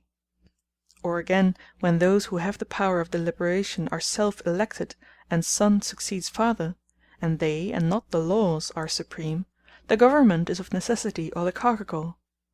Where again particular persons have authority in particular matters, for example, when the whole people decide about peace and war and hold scrutinies, but the magistrates regulate everything else, and they are elected by vote, there the government is an aristocracy. And if some questions are decided by magistrates elected by vote, and others by magistrates elected by lot, either absolutely or out of select candidates, or elected partly by vote, partly by lot, these practices are partly characteristic of an aristocratical government, and partly of a pure constitutional government. These are the various forms of the deliberative body. They correspond to the various forms of government. And the government of each State is administered according to one or other of the principles which have been laid down. Now it is for the interest of democracy, according to the most prevalent notion of it, I am speaking of that extreme form of democracy in which the people are supreme even over the laws, with a view to better deliberation, to adopt the custom of oligarchies respecting courts of law. For in oligarchies the rich who are wanted to be judges are compelled to attend under pain of a fine, whereas in democracies the poor are paid to attend. And this practice of oligarchies should be adopted by democracies in their public assemblies, for they will advise better if they all deliberate together, the people with the notables, and the notables with the people. It is also a good plan that those who deliberate should be elected by vote, or by lot, in equal numbers out of the different classes, and that if the people greatly exceed in number those who have political training, pay should not be given to all, but only to as many as would balance the number of the notables, or that the number in excess should be eliminated by lot. But in oligarchies either certain persons should be co-opted from the mass, or a class of officers should be appointed, such as exist in some States, who are termed probili and guardians of the law; and the citizens should occupy themselves exclusively with matters on which these have previously deliberated, for so the people will have a share in the deliberations of the State, but will not be able to disturb the principles of the constitution. Again, in oligarchies either the people ought to accept the measures of the government, or not to pass anything contrary to them; or, if all are allowed to share in council, the decision should rest with the magistrates. The opposite of what is done in constitutional governments should be the rule in oligarchies: the veto of the majority should be final, their assent not final, but the proposal should be referred back to the magistrates. Whereas in constitutional governments they take the contrary course: the few have the negative, not the affirmative power; the affirmation of everything rests with the multitude. These then are our conclusions respecting the deliberative, that is, the supreme element in States. Section 15. Next we will proceed to consider the distribution of offices, this too being a part of politics concerning which many questions arise. What shall their number be? Over what shall they preside? And what shall be their duration? Sometimes they last for 6 months, sometimes for less. Sometimes they are annual, while in other cases offices are held for still longer periods. Shall they be for life, or for a long term of years? Or, if for a short term only, shall the same persons hold them over and over again, or once only? Also about the appointment to them. From whom are they to be chosen, and by whom, and how? We should first be in a position to say what are the possible varieties of them, and then we may proceed to determine which are suited to different forms of government. But what are to be included under the term offices? That is a question not quite so easily answered. For a political community requires many offices, and not every one who is chosen by vote or by lot is to be regarded as a ruler. In the first place there are the priests, who must be distinguished from political officers. Masters of choruses and heralds, even ambassadors, are elected by vote. Some duties of superintendence, again, are political, extending either to all the citizens in a single sphere of action, like the office of the general who superintends them when they are in the field, or to a section of them only, like the inspectorships of women or of youth. Other offices are concerned with household management, like that of the corn measurers, who exist in many States and are elected offices. There are also menial offices which the rich have executed by their slaves. Speaking generally, those are to be called offices to which the duties are assigned of deliberating about certain measures, and of judging and commanding, especially the last. For to command is the especial duty of a magistrate. But the question is not of any importance in practice. No one has ever brought into court the meaning of the word, although such problems have a speculative interest. What kinds of offices, and how many, are necessary to the existence of a State, and which, if not necessary, yet conduce to its well-being, are much more important considerations, affecting all constitutions, but more especially small States.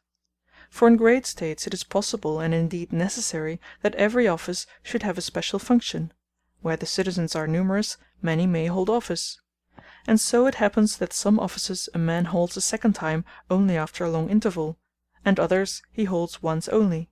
And certainly every work is better done which receives the sole and not the divided attention of the worker. But in small states it is necessary to combine many offices in a few hands, since the small number of citizens does not admit of many holding office. For who will there be to succeed them?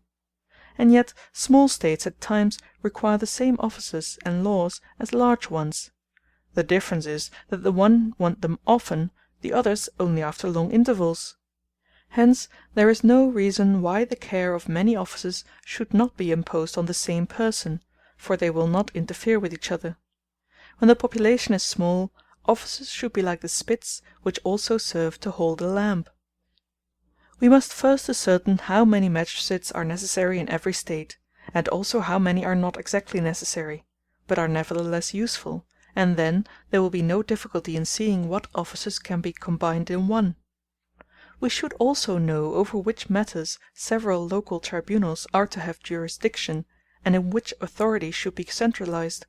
For example, should one person keep order in the market and another in some other place, or should the same person be responsible everywhere? Again, should offices be divided according to the subjects with which they deal, or according to the persons with whom they deal? I mean to say, should one person see to good order in general, or one look after the boys, another after the women, and so on? Further, under different constitutions, should the magistrates be the same or different? For example, in democracy, oligarchy, aristocracy, monarchy, should there be the same magistrates, although they are elected, not out of equal or similar classes of citizens, but differently under different constitutions? In aristocracies, for example, they are chosen from the educated, in oligarchies from the wealthy, and in democracies from the free. Or are there certain differences in the offices answering to them as well, and may the same be suitable to some, but different offices to others? For in some states it may be convenient that the same office should have a more extensive, in other states a narrower sphere. Special offices are peculiar to certain forms of government. For example, that of probuli, which is not a democratic office, although a buhl or council is. There must be some body of men whose duty is to prepare measures for the people in order that they may not be diverted from their business. When these are few in number, the state inclines to an oligarchy. Or rather, the probuli must always be few, and are therefore an oligarchical element. But when both institutions exist in a state, the probuli are a check on the council. For the councillors is a democratic element, but the probuli are oligarchical. Even the power of the council disappears when democracy has taken that extreme form in which the people themselves are always meeting and deliberating about everything. This is the case when the members of the assembly receive abundant pay, for they have nothing to do and are always holding assemblies and deciding everything for themselves. A magistracy which controls the boys or the women, or any similar office, is suited to an aristocracy rather than to a democracy. For how can the magistrates prevent the wives of the poor from going out of doors? Neither is it an oligarchical office, for the wives of the oligarchs are too fine to be controlled. Enough of these matters. I will now inquire into appointments to offices. The varieties depend on three terms, and the combinations of these give all possible modes. First, who appoints; secondly, from whom; and thirdly, how. Each of these three admits of three varieties: A, all the citizens; or B, only some appoint. Either 1. The magistrates are chosen out of all, or 2. out of some who are distinguished either by property qualification, or by birth or merit, or for some special reason, as at Megara only those were eligible who had returned from exile and fought together against the democracy. They may be appointed either A, by vote, or B, by lot. Again, these several varieties may be coupled. I mean that C, some officers may be elected by some, others by all, and 3. some again out of some, and others out of all, and C, some by vote, and others by lot. Each variety of these terms admits of 4 modes. For either A, 1a, all may appoint from all by vote, or A1b, all from all by lot, or A2a, all from some by vote, or A2b, all from some by lot, and from all either by sections, as for example by tribes, and wards, and phratries, until all the citizens have been gone through, or the citizens may be in all cases eligible indiscriminately. Or again, A1c, A2c, to some offices in the one way, to some in the other. Again, if it is only some that appoint, they may do so either B1a, from all by vote, or B1b, from all by lot, or B2a, from some by vote, or B2b, from some by lot, or to some offices in the one way, to others in the other, i.e. B1c, from all to some offices by vote, to some by lot, and B to C, from some to some offices by vote, to some by lot. Thus the modes that arise apart from 2, C 3, out of the 3 couplings number 12. Of these systems 2 are popular, that all should appoint from all, A1a, by vote, or A1b, by lot, or A1c, by both. That all should not appoint at once, but should appoint from all or from some, either by lot, or by vote, or by both, or appoint to some offices from all, and to others from some, by both meaning to some offices by lot, to others by vote, is characteristic of a polity; and B1c, that some should appoint from all, to some offices by vote, to others by lot, is also characteristic of a polity, but more oligarchical than the former method; and A3 ABC, B3 ABC, to appoint from both, to some offices from all, to others from some, is characteristic of a polity with a leaning towards aristocracy. That B2, some should appoint from some, is oligarchical, even B2b, that some should appoint from some by lot; and if this does not actually occur, it is none the less oligarchical in character. Or B to C, that some should appoint from some by both. B1a, that some should appoint from all, and A2a, that all should appoint from some, by vote, is aristocratic. These are the different modes of constituting magistrates, and these correspond to different forms of government. Which are proper to which, or how they ought to be established, will be evident when we determine the nature of their powers. By powers I mean such powers as a magistrate exercises over the revenue, or in defence of the country. For there are various kinds of power. The power of the general, for example, is not the same with that which regulates contracts in the market. Section 16. Of the 3 parts of government, the judicial remains to be considered, and this we shall divide on the same principle. There are 3 points on which the varieties of law courts depend: the persons from whom they are appointed, the matters with which they are concerned, and the manner of their appointment. I mean, 1. Are the judges taken from all, or from some only? 2. How many kinds of law courts are there? 3. Are the judges chosen by vote or by lot? First, let me determine how many kinds of law courts there are. There are 8 in number.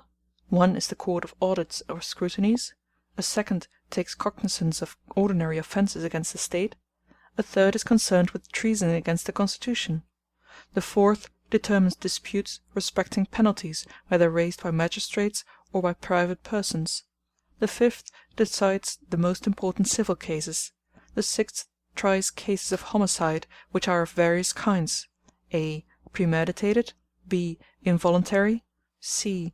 cases in which the guilt is confessed but the justice is disputed; and there may be a fourth court, d. in which murderers who have fled from justice are tried after their return, such as the court of Phreato is said to be at Athens. But cases of this sort rarely happen at all even in large cities. The different kinds of homicide may be tried either by the same or by different courts. 7. There are courts for strangers.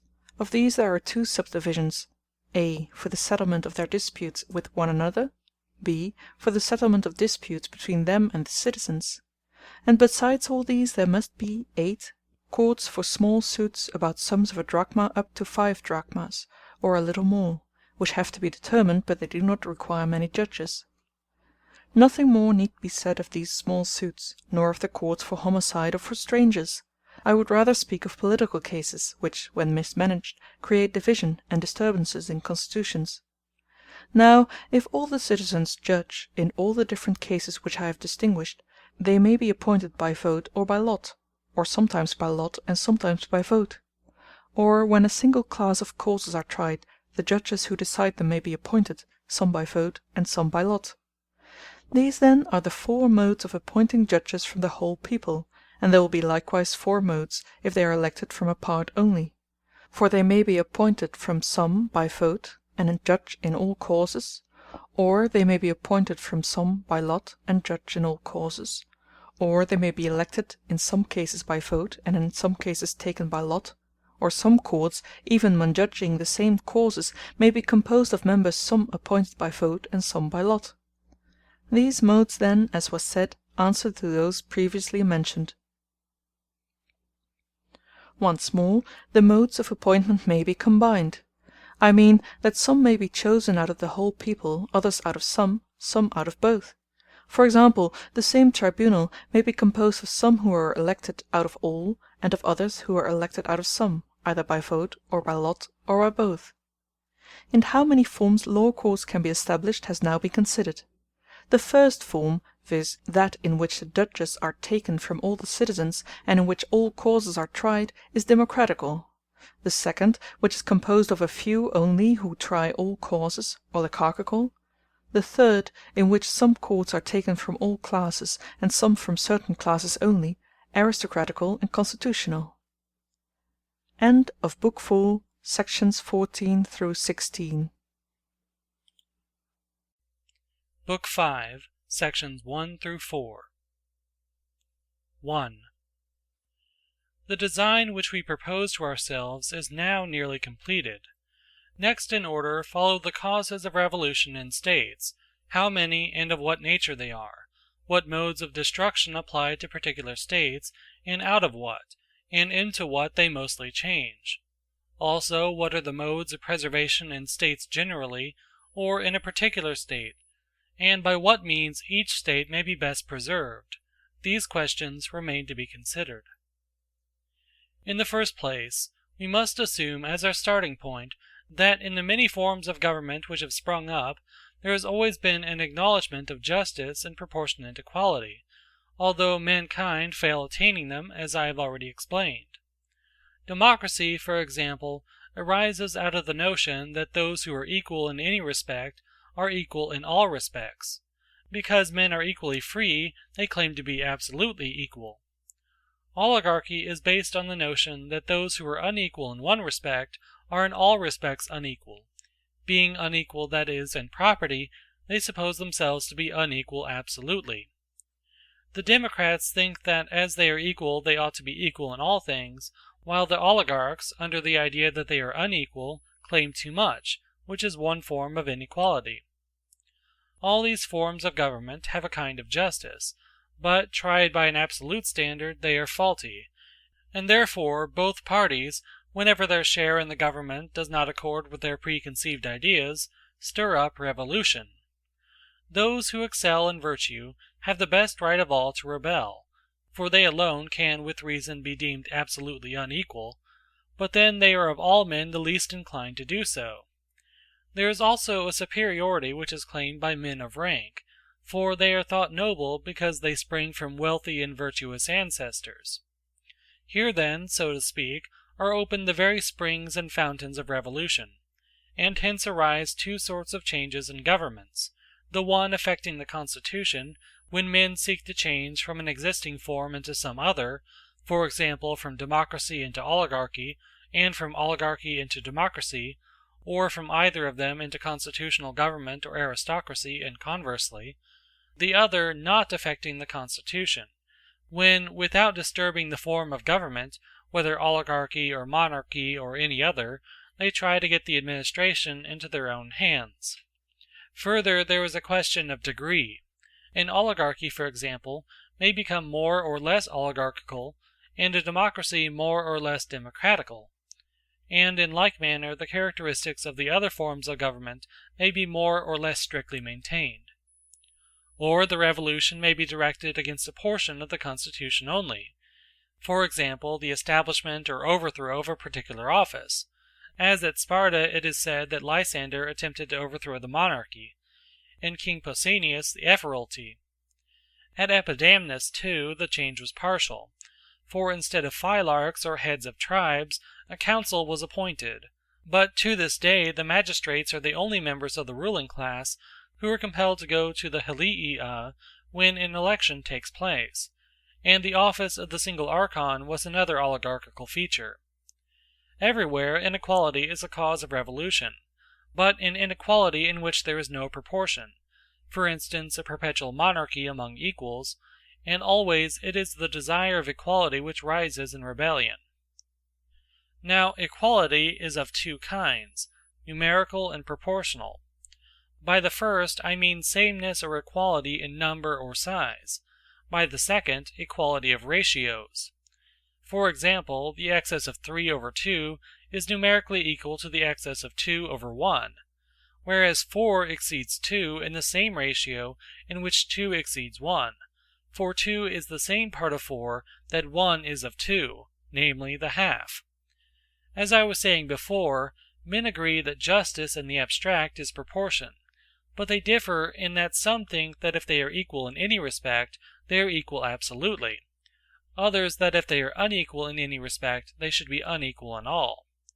Hence there are two principal forms of government, democracy and oligarchy, for good birth and virtue are rare, but wealth and numbers are more common. In what city shall we find 100 persons of good birth and of virtue, whereas the rich everywhere abound? That a state should be ordered, simply and wholly, according to either kind of equality is not a good thing. The proof is the fact that such forms of government never last. They are originally based on a mistake, and as they begin badly, cannot fail to end badly. The inference is that both kinds of equality should be employed, numerical in some cases and proportionate in others. Still, democracy appears to be safer and less liable to revolution than oligarchy. For in oligarchies there is the double danger of the oligarchs falling out among themselves and also with the people, but in democracies there is only the danger of a quarrel with the oligarchs. No dissension worth mentioning arises among the people themselves.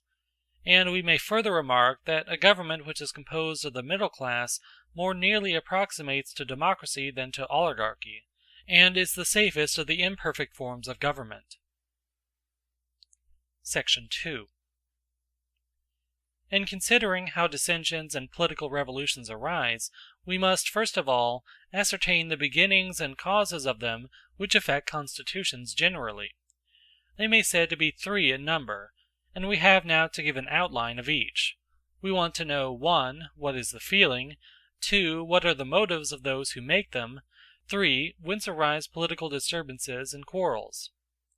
The universal and chief cause of this revolutionary feeling has already been mentioned, viz. The desire of equality, when men think that they are equal to others who have more than themselves, or again the desire of inequality and superiority, when, conceiving themselves to be superior, they think that they have not more, but the same or less than their inferiors, pretensions which may and may not be just. Inferiors revolt in order that they may be equal, and equals that they may be superior. Such is the state of mind which creates revolutions. The motives for making them are the desire of gain and honor, or the fear of dishonor and loss. The authors of them want to divert punishment or dishonor from themselves or their friends. The causes and reasons of revolutions, whereby men are themselves affected in the way described, and about the things which I have mentioned, viewed in one way may be regarded as 7, and in another as more than 7. 2 of them have already been noticed, but they act in a different manner, for men are excited against one another by the love of gain and honor, not, as in the case which I have just supposed, in order to obtain them for themselves, but at seeing others, justly or unjustly, engrossing them. Other causes are insolence, fear, excessive predominance, contempt, disproportionate increase in some part of the state. Causes of another sort are election intrigues, carelessness, neglect about trifles, dissimilarity of elements. Section 3. What share insolence and avarice have in creating revolutions, and how they work, is plain enough. When the magistrates are insolent and grasping, they conspire against one another, and also against the constitution from which they derive their power, making their gains either at the expense of individuals or of the public. It is evident, again, what an influence honor exerts, and how it is a cause of revolution. Men who are themselves dishonored, and who see others obtaining honors, rise in rebellion. The honor or dishonor when undeserved is unjust, and just when awarded according to merit.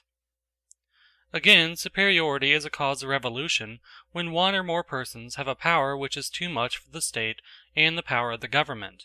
This is a condition of affairs out of which there arises a monarchy, or a family oligarchy.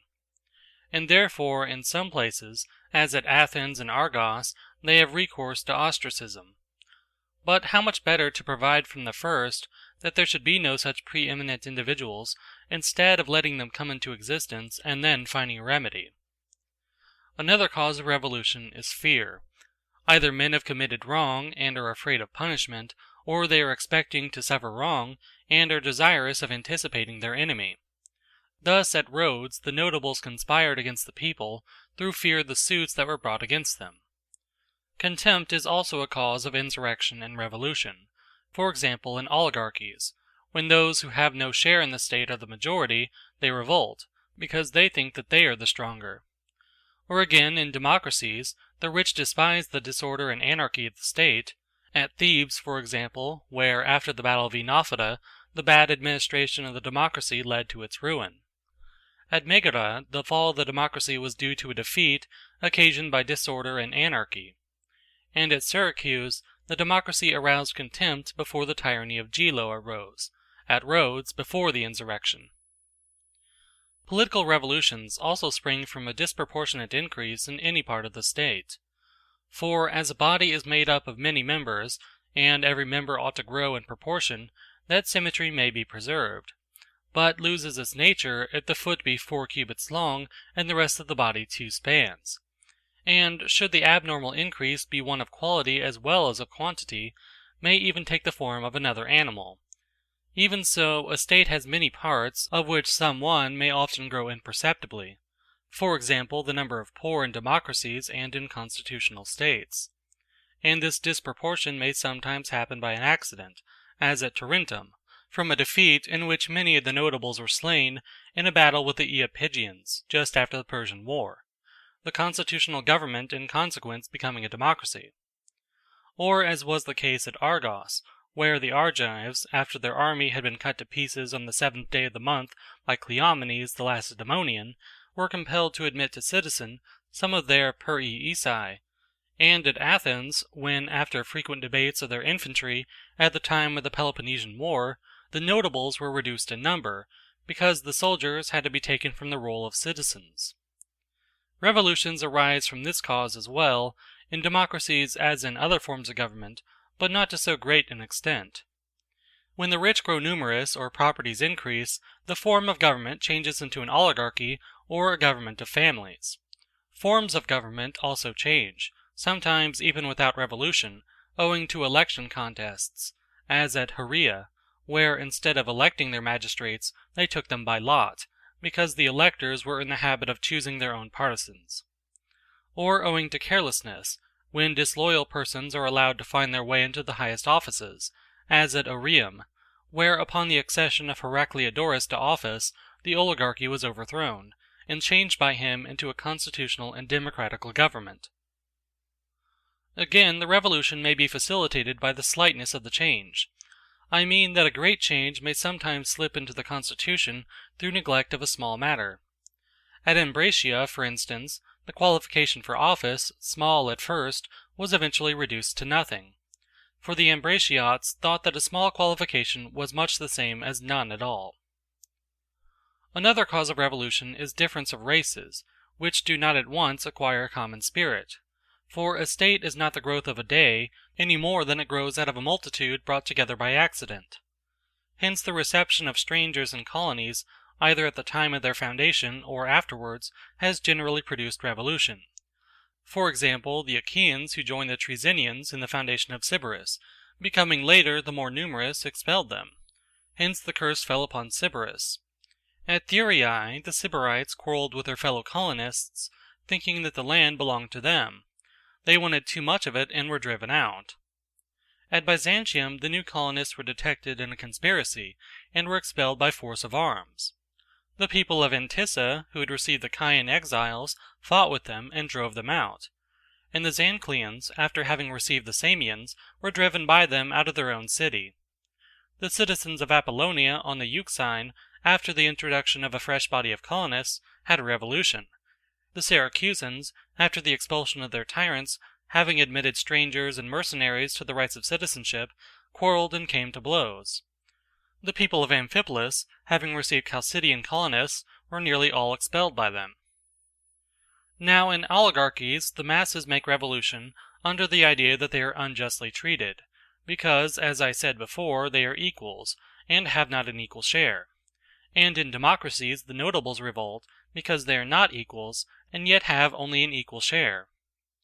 Again, the situation of cities is a cause of revolution when the country is not naturally adapted to preserve the unity of the state. For example, the Kytians at Clazamene did not agree with the people of the island, and the people of Colophon quarrelled with the Notians. At Athens, too, the inhabitants of the Piraeus are more democratic than those who live in the city. For just as in war the impediment of a ditch, though ever so small, may break a regiment, so every cause of difference, however slight, makes a breach in a city.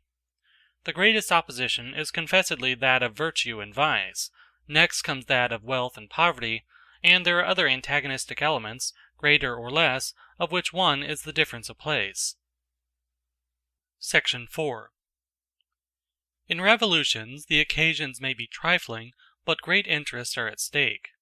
Even trifles are most important when they concern the rulers, as was the case of old at Syracuse, for the Syracusan constitution was once changed by a love quarrel of two young men who were in the government. The story is that while one of them was away from home, his beloved was gained over by his companion, and he, to revenge himself, seduced the other's wife. They then drew the ruling class into their quarrel, and so split all the people into portions. We learn from this story that we should be on our guard against the beginnings of such evils, and should put an end to the quarrels of chiefs and mighty men. The mistake lies in the beginning, as the proverb says, "Well begun is half done." So an error at the beginning, though quite small, bears the same ratio to the errors in the other parts. In general, when the notables quarrel, the whole city is involved, as happened in Hesdea after the Persian War. The occasion was the division of an inheritance. One of two brothers refused to give an account of their father's property and the treasure which he had found. So the poorer of the two quarrelled with him, and enlisted in his cause the popular party; the other, who was very rich, the wealthy classes.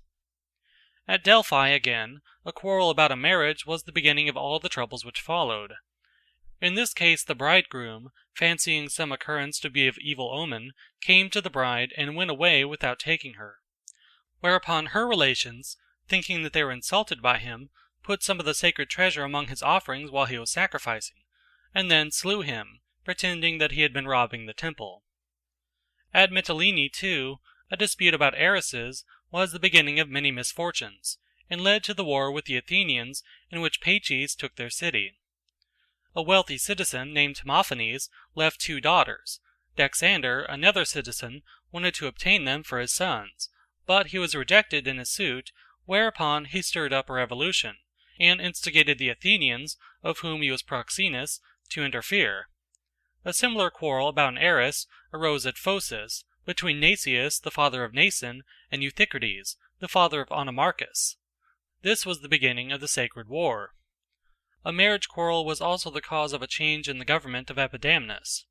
A certain man betrothed his daughter to a person whose father, having been made a magistrate, fined the father of the girl, and the latter, stung by the insult, conspired with unenfranchised classes to overthrow the state. Governments also change into oligarchy or into democracy or into a constitutional government because the magistrates or some other section of the state increase in power or renown. Thus at Athens, the reputation gained by the court of the Areopagus in the Persian War seemed to tighten the reins of government. On the other hand, the victory of Salamis, which was gained by the common people who served in the fleet, and won for the Athenians the empire due to the command of the sea, strengthened the democracy. At Argos, the notables, having distinguished themselves against the Lacedaemonians in the battle of Mantinea, attempted to put down the democracy. At Syracuse, the people, having been the chief authors of the victory in the war with the Athenians, changed the constitutional government into democracy. At Chalcis, the people, uniting with the notables, killed Phoxus the tyrant, and then seized the government. At Ambracia, the people, in like manner, having joined with the conspirators in expelling the tyrant Periander, transferred the government to themselves. And generally it should be remembered that those who have secured power to the state, whether private citizens or magistrates or tribes or any other part or section of the state, are apt to cause revolutions. For either envy of their greatness draws others into rebellion, or they themselves, in their pride of superiority, are unwilling to remain on a level with others. Revolutions also break out when opposite parties, for example the rich and the people, are equally balanced, and there is little or no middle class. For if either party were manifestly superior, the other would not risk an attack upon them. And for this reason, those who are eminent in virtue usually do not stir up insurrections, always being a minority. Such are the beginnings and causes of the disturbances and revolutions to which every form of government is liable. Revolutions are effected in two ways, by force and by fraud. Force may be applied either at the time of making the revolution or afterwards. Fraud, again, is of two kinds. For one, sometimes the citizens are deceived into acquiescing in a change of government, and afterwards they are held in subjection against their will. This was what happened in the case of the 400, who deceived the people by telling them that the king would provide money for the war against the Lacedaemonians, and having cheated the people, still endeavored to retain the government. 2. In other cases, the people are persuaded at first, and afterwards, by a repetition of the persuasion, their goodwill and allegiance are retained. The revolutions which affect constitutions generally spring from the above-mentioned causes. End of Book 5, Sections 1 through 4. Book 5, Sections 5 through 7. 5. And now, taking each constitution separately, we must see what follows from the principles already laid down. Revolutions in democracies are generally caused by the intemperance of demagogues, who either in their private capacity lay information against rich men until they compel them to combine, for a common danger unites even the bitterest enemies, or coming forward in public, stir up the people against them. The truth of this remark is proved by a variety of examples. At Cos the democracy was overthrown because wicked demagogues arose and the notables combined. At Rhodes the demagogues not only provided pay for the multitude, but prevented them from making good to the trierarchs the sums which had been expended by them, and they, in consequence of the suits which were brought against them, were compelled to combine and put down the democracy. The democracy at Heraclea was overthrown shortly after the foundation of the colony by the injustice of the demagogues, which drove out the notables, who came back in a body and put an end to the democracy. Much in the same manner, the democracy at Megara was overturned. There the demagogues drove out many of the notables, in order that they might be able to confiscate their property. At length the exiles, becoming numerous, returned, and, engaging in defeating the people, established the oligarchy. The same thing happened with the democracy of Syme, which was overthrown by Thrasymachus.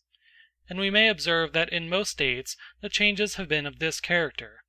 For sometimes the demagogues, in order to curry favor with the people, wrong the notables, and so force them to combine. Either they make a division of their property, or diminish their incomes by the imposition of public services. And sometimes they bring accusations against the rich that they may have their wealth to confiscate. Of old the demagogue was also a general, and then democracies changed into tyrannies. Most of the ancient tyrants were originally demagogues. They are not so now, but they were then, and the reason is that they were generals and not orators, for oratory had not yet come into fashion. Whereas in our day, when the art of rhetoric has made such progress, the orators lead the people, but their ignorance of military matters prevents them from usurping power. At any rate, instances to the contrary are few and slight.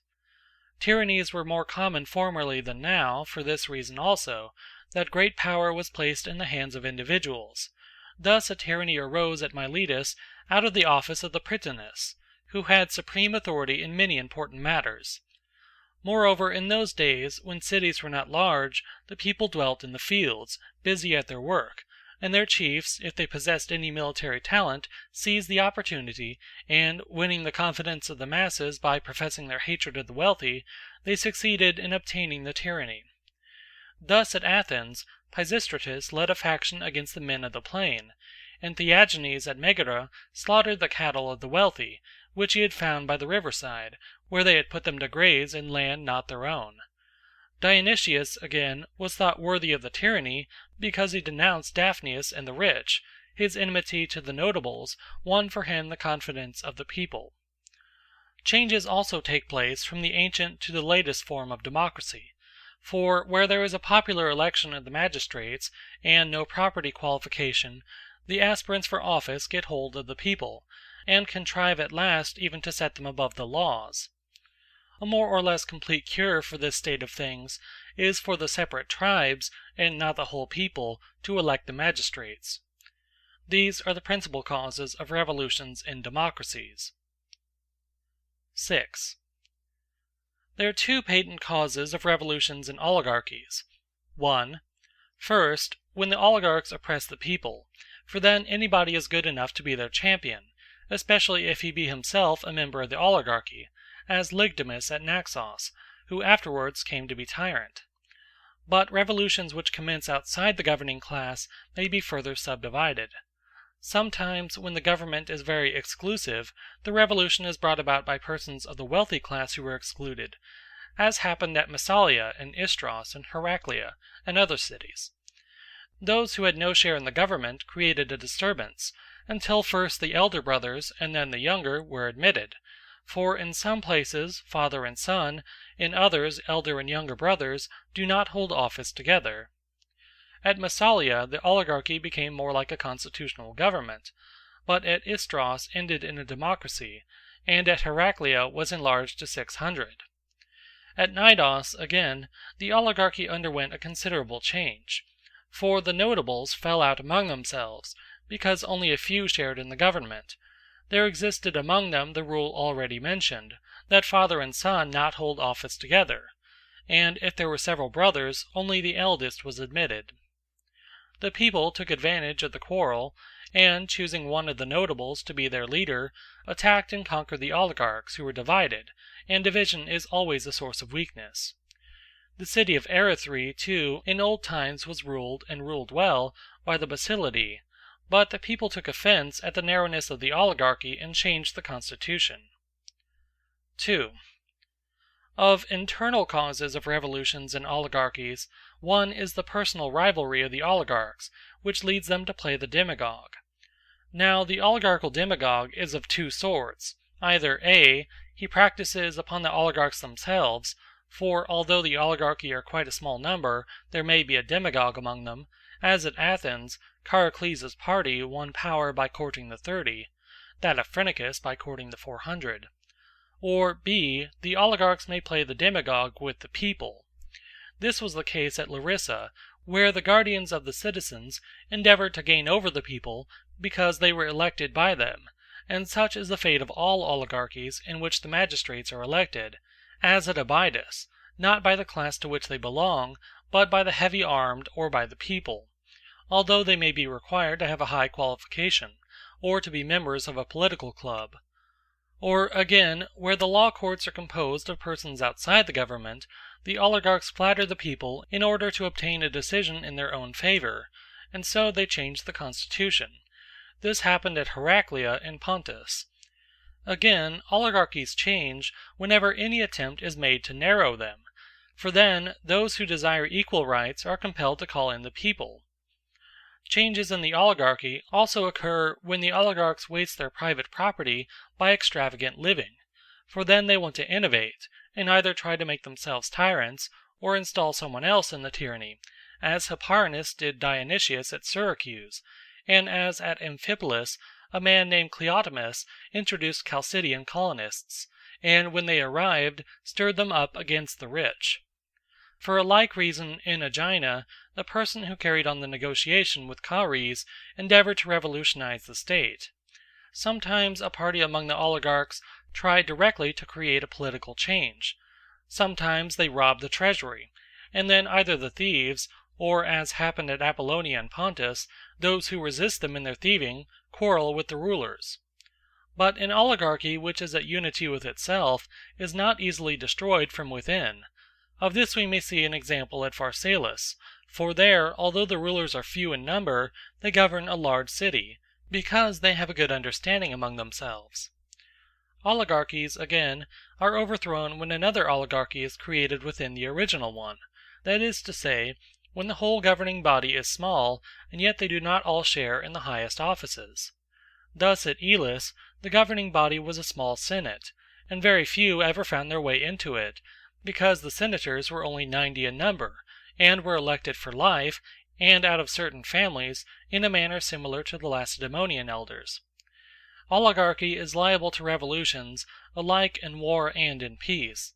In war because, not being able to trust the people, the oligarchs are compelled to hire mercenaries, and the general who is in command of them often ends in becoming a tyrant, as Timophanes did at Corinth. Or if there are more generals than one, they make themselves into a company of tyrants.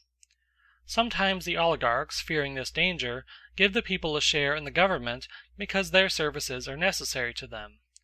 And in time of peace, from mutual distrust, the two parties hand over the defence of the state to the army and to an arbiter between the two factions, who often ends the master of both. This happened at Larissa when Simos the Eleut had the government, and at Abydos in the days of Aphiades in the political clubs.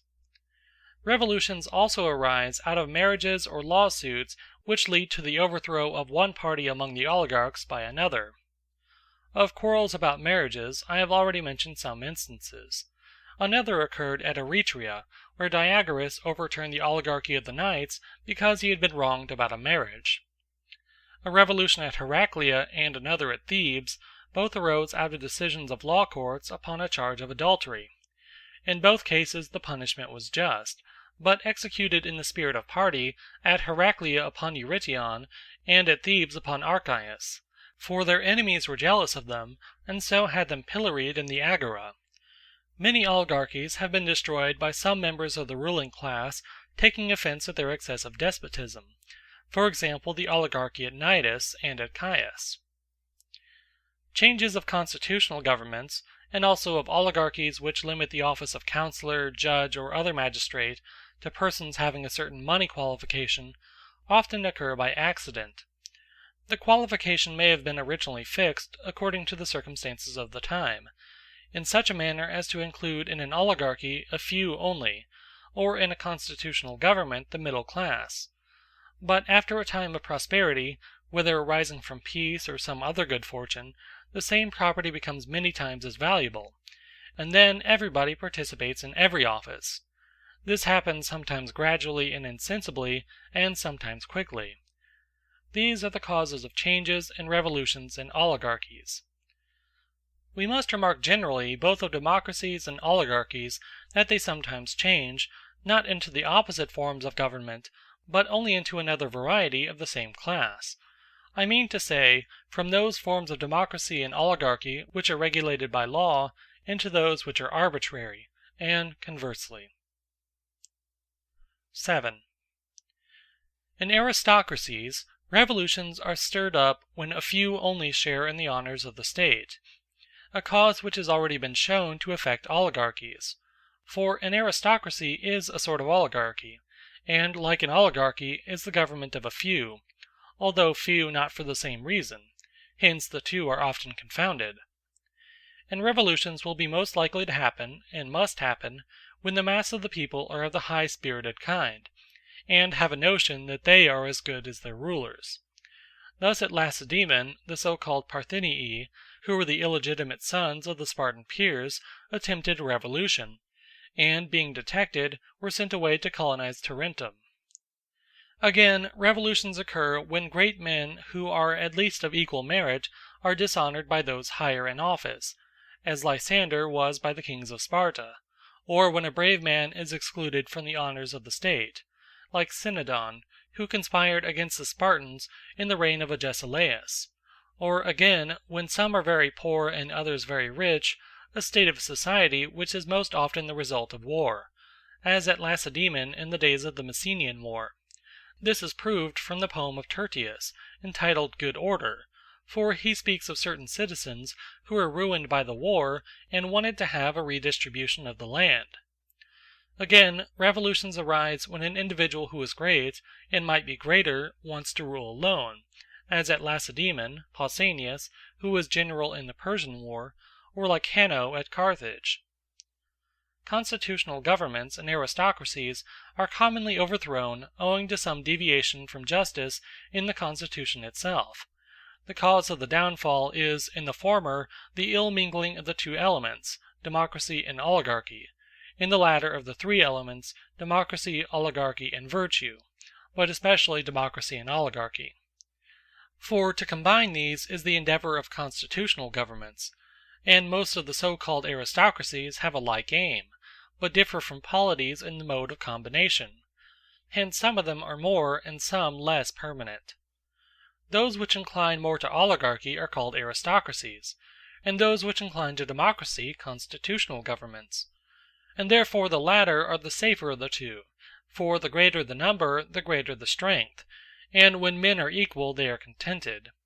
But the rich, if the constitution gives them power, are apt to be insolent and avaricious, and in general, whichever way the constitution inclines, in that direction it changes as either party gains strength, a constitutional government becoming a democracy, an aristocracy, an oligarchy. But the process may be reversed, and aristocracy may change into democracy.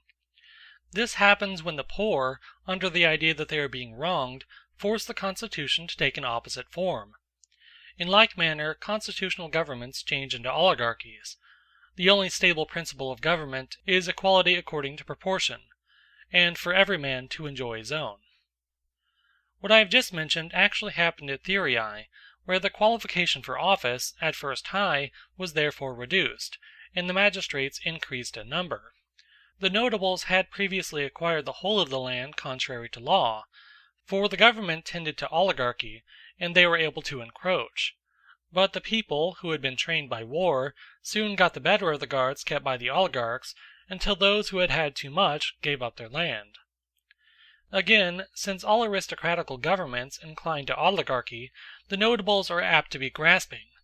Thus at Lacedaemon, where property tends to pass into few hands, the notables can do too much as they like, and are allowed to marry whom they please.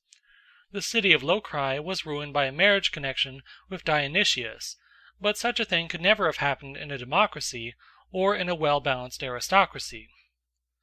I have already remarked that in all states revolutions are occasioned by trifles. In aristocracies, above all, they are of a gradual and imperceptible nature. The citizens begin by giving up some part of the constitution, and so with greater ease the government change something else, which is a little more important, until they have undermined the whole fabric of the state. At Thurii there was a law that generals should only be re-elected after an interval of 5 years, and some young men who were popular with the soldiers of the guard for their military prowess, despising the magistrates and thinking that they would easily gain their purpose, wanted to abolish this law and allow their generals to hold perpetual commands, for they well knew that the people would be glad enough to elect them. Whereupon the magistrates, who had charge of these matters, and who are called councillors, at first determined to resist, but they afterwards consented, thinking that, if only this one law was changed, no further inroad would be made on the constitution. But other changes soon followed, which they in vain attempted to oppose, and the state passed into the hands of the revolutionists, who established a dynastic oligarchy. all constitutions are overthrown either from within or from without. The latter, when there is some government close at hand having an opposite interest, or at a distance but powerful. This was exemplified in the old times of the Athenians and the Lacedaemonians. The Athenians everywhere put down the oligarchies, and the Lacedaemonians the democracies. I have now explained what are the chief causes of revolutions and dissensions in states. End of Book 5, Sections 5 through 7. Book 5, Sections 8 through 9. 8. We have next to consider what means there are of preserving constitutions in general and in particular cases. In the first place, it is evident that if we know the causes which destroy constitutions, we also know the causes which preserve them, for opposites produce opposites, and destruction is the opposite of preservation. In all well-attempered governments, there is nothing which should be more jealously maintained than the spirit of obedience to the law, more especially in small matters, for transgression creeps in unperceived and at last ruins the state, just as the constant recurrence of small expenses in time eats up a fortune. The expense does not take place at once, and therefore is not observed. The mind is deceived, as in the fallacy which says that if each part is little, then the whole is little. This is true in one way, but not in another, for the whole and the all are not little, although they are made up of littles. In the first place, then, men should guard against the beginning of change, and in the second place, they should not rely upon the political devices of which I have already spoken, invented only to deceive the people, for they are proved by experience to be useless. Further, we note that oligarchies, as well as aristocracies, may last, not from any inherent stability in such forms of government, but because the rulers are on good terms, both with the unenfranchised and with the governing classes, not maltreating any who are excluded from the government, but introducing into it the leading spirits among them. They should never wrong the ambitious in a matter of honor, or the common people in a matter of money, and they should treat one another and their fellow citizen in a spirit of equality. The equality which the friends of democracy seek to establish for the multitude is not only just, but likewise expedient among equals. Hence, if the governing class are numerous, many democratic institutions are useful. For example, the restriction of the tenure of offices to 6 months, that all those who are of equal rank may share in them. Indeed, equals or peers, when they are numerous, become a kind of democracy, and therefore demagogues are very likely to arise among them, as I have already remarked. The short tenure of office prevents oligarchies and aristocracies from falling into the hands of families. It is not easy for a person to do any great harm when his tenure of office is short, whereas long possession begets tyranny in oligarchies and democracies. For the aspirants to tyranny are either the principal men of the state, who in democracies are demagogues, and in oligarchies members of ruling houses, or those who hold great offices, and have a long tenure of them. Constitutions are preserved when their destroyers are at a distance, and sometimes also because they are near, for the fear of them makes the government keep in hand the constitution. Wherefore the ruler who has a care of the constitution should invent terrors, and bring distant dangers near, in order that the citizens may be on their guard, and, like sentinels in a night watch, never relax their attention. He should endeavor too, by help of the laws, to control the contentions and quarrels of the notables, and to prevent those who have not hitherto taken part in them from catching the spirit of contention. No ordinary man can discern the beginning of evil, but only the true statesman. As to the change produced in oligarchies and constitutional governments by the alteration of the qualification, when this arises not out of any variation in the qualification, but only out of the increase of money, it is well to compare the general valuation of property with that of past years, annually in those cities in which the census is taken annually, and in larger cities every 3rd or 5th year. If the whole is many times greater or many times less than when the ratings recognized by the Constitution were fixed, there should be power given by law to raise or lower the qualification as the amount is greater or less. Where this is not done, a constitutional government passes into an oligarchy, and an oligarchy is narrowed to a rule of families; or in the opposite case, constitutional government becomes democracy, and oligarchy either constitutional government or democracy. It is a principle common to democracy, oligarchy, and every other form of government, not to allow the disproportionate increase of any citizen, but to give moderate honor for a long time rather than great honor for a short time. For men are easily spoiled; not every one can bear prosperity. But if this rule is not observed, at any rate the honors which are given all at once should be taken away by degrees and not all at once. Especially should the laws provide against anyone having too much power, whether derived from friends or money. If he has, he should be sent clean out of the country. And since innovations creep in through the private life of individuals also, there ought to be a magistracy which will have an eye to those whose life is not in harmony with the government, whether oligarchy or democracy or any other. And for a like reason, an increase in prosperity in any part of the state should be carefully watched. The proper remedy for this evil is always to give the management of affairs and offices of state to opposite elements. Such opposites are the virtuous and the many, or the rich and the poor. Another way is to combine the poor and the rich in one body, or to increase the middle class. Thus an end will be put to the revolutions which arise from inequality.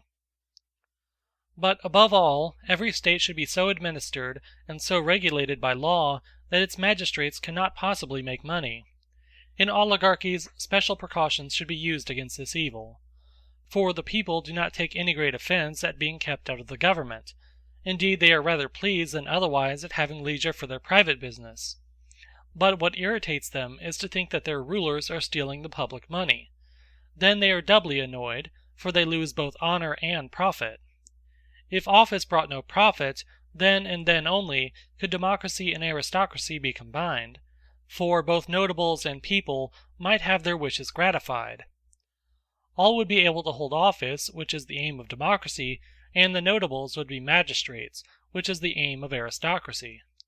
And this result may be accomplished when there is no possibility of making money out of the offices, for the poor will not want to have them when there is nothing to be gained from them; they would rather be attending to their own concerns, and the rich, who do not want money from the public treasury, will be able to take them, and so the poor will keep to their work and grow rich, and the notables will not be governed by the lower class. In order to avoid peculation of the public money, the transfer of the revenue should be made at a general assembly of the citizens, and duplicates of the accounts deposited with the different brotherhoods, companies, and tribes. And honor should be given by law to magistrates who have the reputation of being incorruptible. In democracies the rich should be spared; not only should their property not be divided, but their incomes also, which in some states are taken from them imperceptibly, should be protected. It is a good thing to prevent the wealthy citizens, even if they are willing, from undertaking expensive and useless public services, such as the giving of choruses, torch races, and the like. In an oligarchy, on the other hand, great care should be taken of the poor, and lucrative offices should go to them. If any of the wealthy classes insult them, the offender should be punished more severely than if he had wronged one of his own class. Provision should be made that the estates pass by inheritance and not by gift, and no person should have more than one inheritance; for in this way properties will be equalized, and more of the poor rise to competency. It is also expedient, both in a democracy and in an oligarchy, to assign to those who have less share in the government, i.e., to the rich in a democracy and to the poor in an oligarchy, an equality or preference in all but the principal offices of state. The latter should be entrusted chiefly or only to members of the governing class. 9. There are 3 qualifications required in those who have to fill the highest offices. 1. First of all, loyalty to the established constitution. 2. The greatest administrative capacity. 3. Virtue and justice of the kind proper to each form of government. For if what is just is not the same in all governments, the quality of justice must also differ. There may be a doubt, however, when all these qualities do not meet in the same person, how the selection is to be made. Suppose, for example, a good general is a bad man and not a friend to the Constitution. and another man is loyal and just. Which should we choose? In making the election, ought we not to consider 2 points: what qualities are common and what are rare? Thus, in the choice of a general, we should regard his skill rather than his virtue, for few have military skill, but many have virtue. In any office of trust or stewardship, on the other hand, the opposite rule should be observed, for more virtue than ordinary is required in the holder of such an office, but the necessary knowledge is of a sort which all men possess. It may, however, be asked, what a man wants with virtue, if he have political ability and is loyal, since these 2 qualities alone will make him do what is for the public interest. But may not men have both of them and yet be deficient in self-control? If, knowing and loving their own interests, they do not always attend to them, may they not be equally negligent of the interests of the public? Speaking generally, we may say that whatever legal enactments are held to be for the interest of various constitutions, all these preserve them; and the great preserving principle is the one which has been repeatedly mentioned, to have a care that the loyal citizen should be stronger than the disloyal. Neither should we forget the mean, which at the present day is lost sight of in perverted forms of government, for many practices which appear to be democratical are the ruin of democracies, and many which appear to be oligarchical are the ruin of oligarchies. Those who think that all virtue is to be found in their own party principles push matters to extremes. They do not consider that disproportion destroys a state. A nose, which varies from the ideal of straightness to a hook or snub, may still be of good shape and agreeable to the eye, but if the excess be very great, all symmetry is lost, and the nose at last ceases to be a nose at all on account of some excess in one direction or defect in the other, and this is true of every other part of the human body. The same law of proportion equally holds in states. Oligarchy or democracy, although a departure from the most perfect form, may yet be a good enough government, but if anyone attempts to push the principles of either to an extreme, he will begin by spoiling the government and end by having none at all. Wherefore the legislator and the statesman ought to know what democratical measures save and what destroy a democracy, and what oligarchical measures save or destroy an oligarchy. For neither the one nor the other can exist or continue to exist unless both rich and poor are included in it.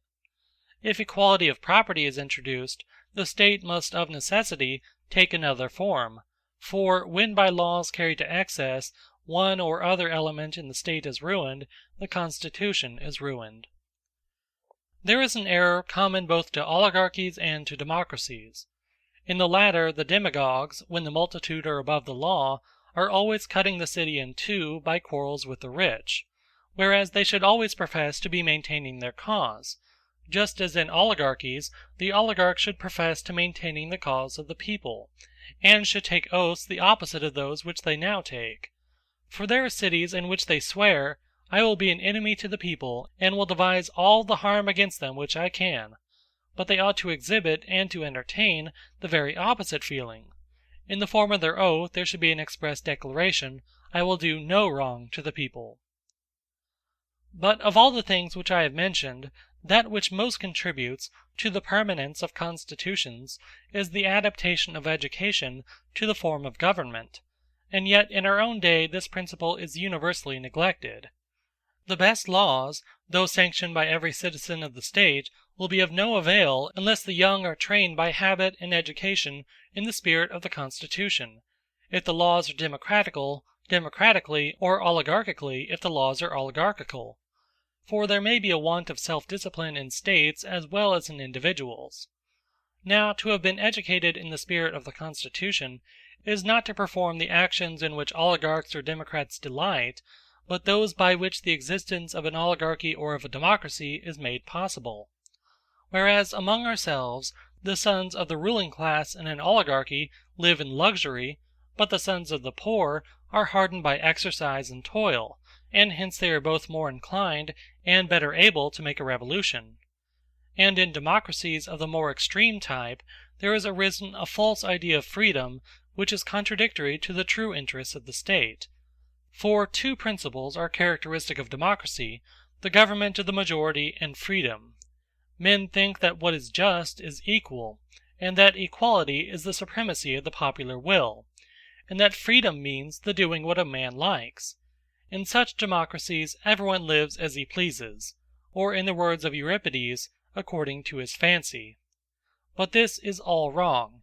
Men should not think it slavery to live according to the rule of the Constitution, for it is their salvation.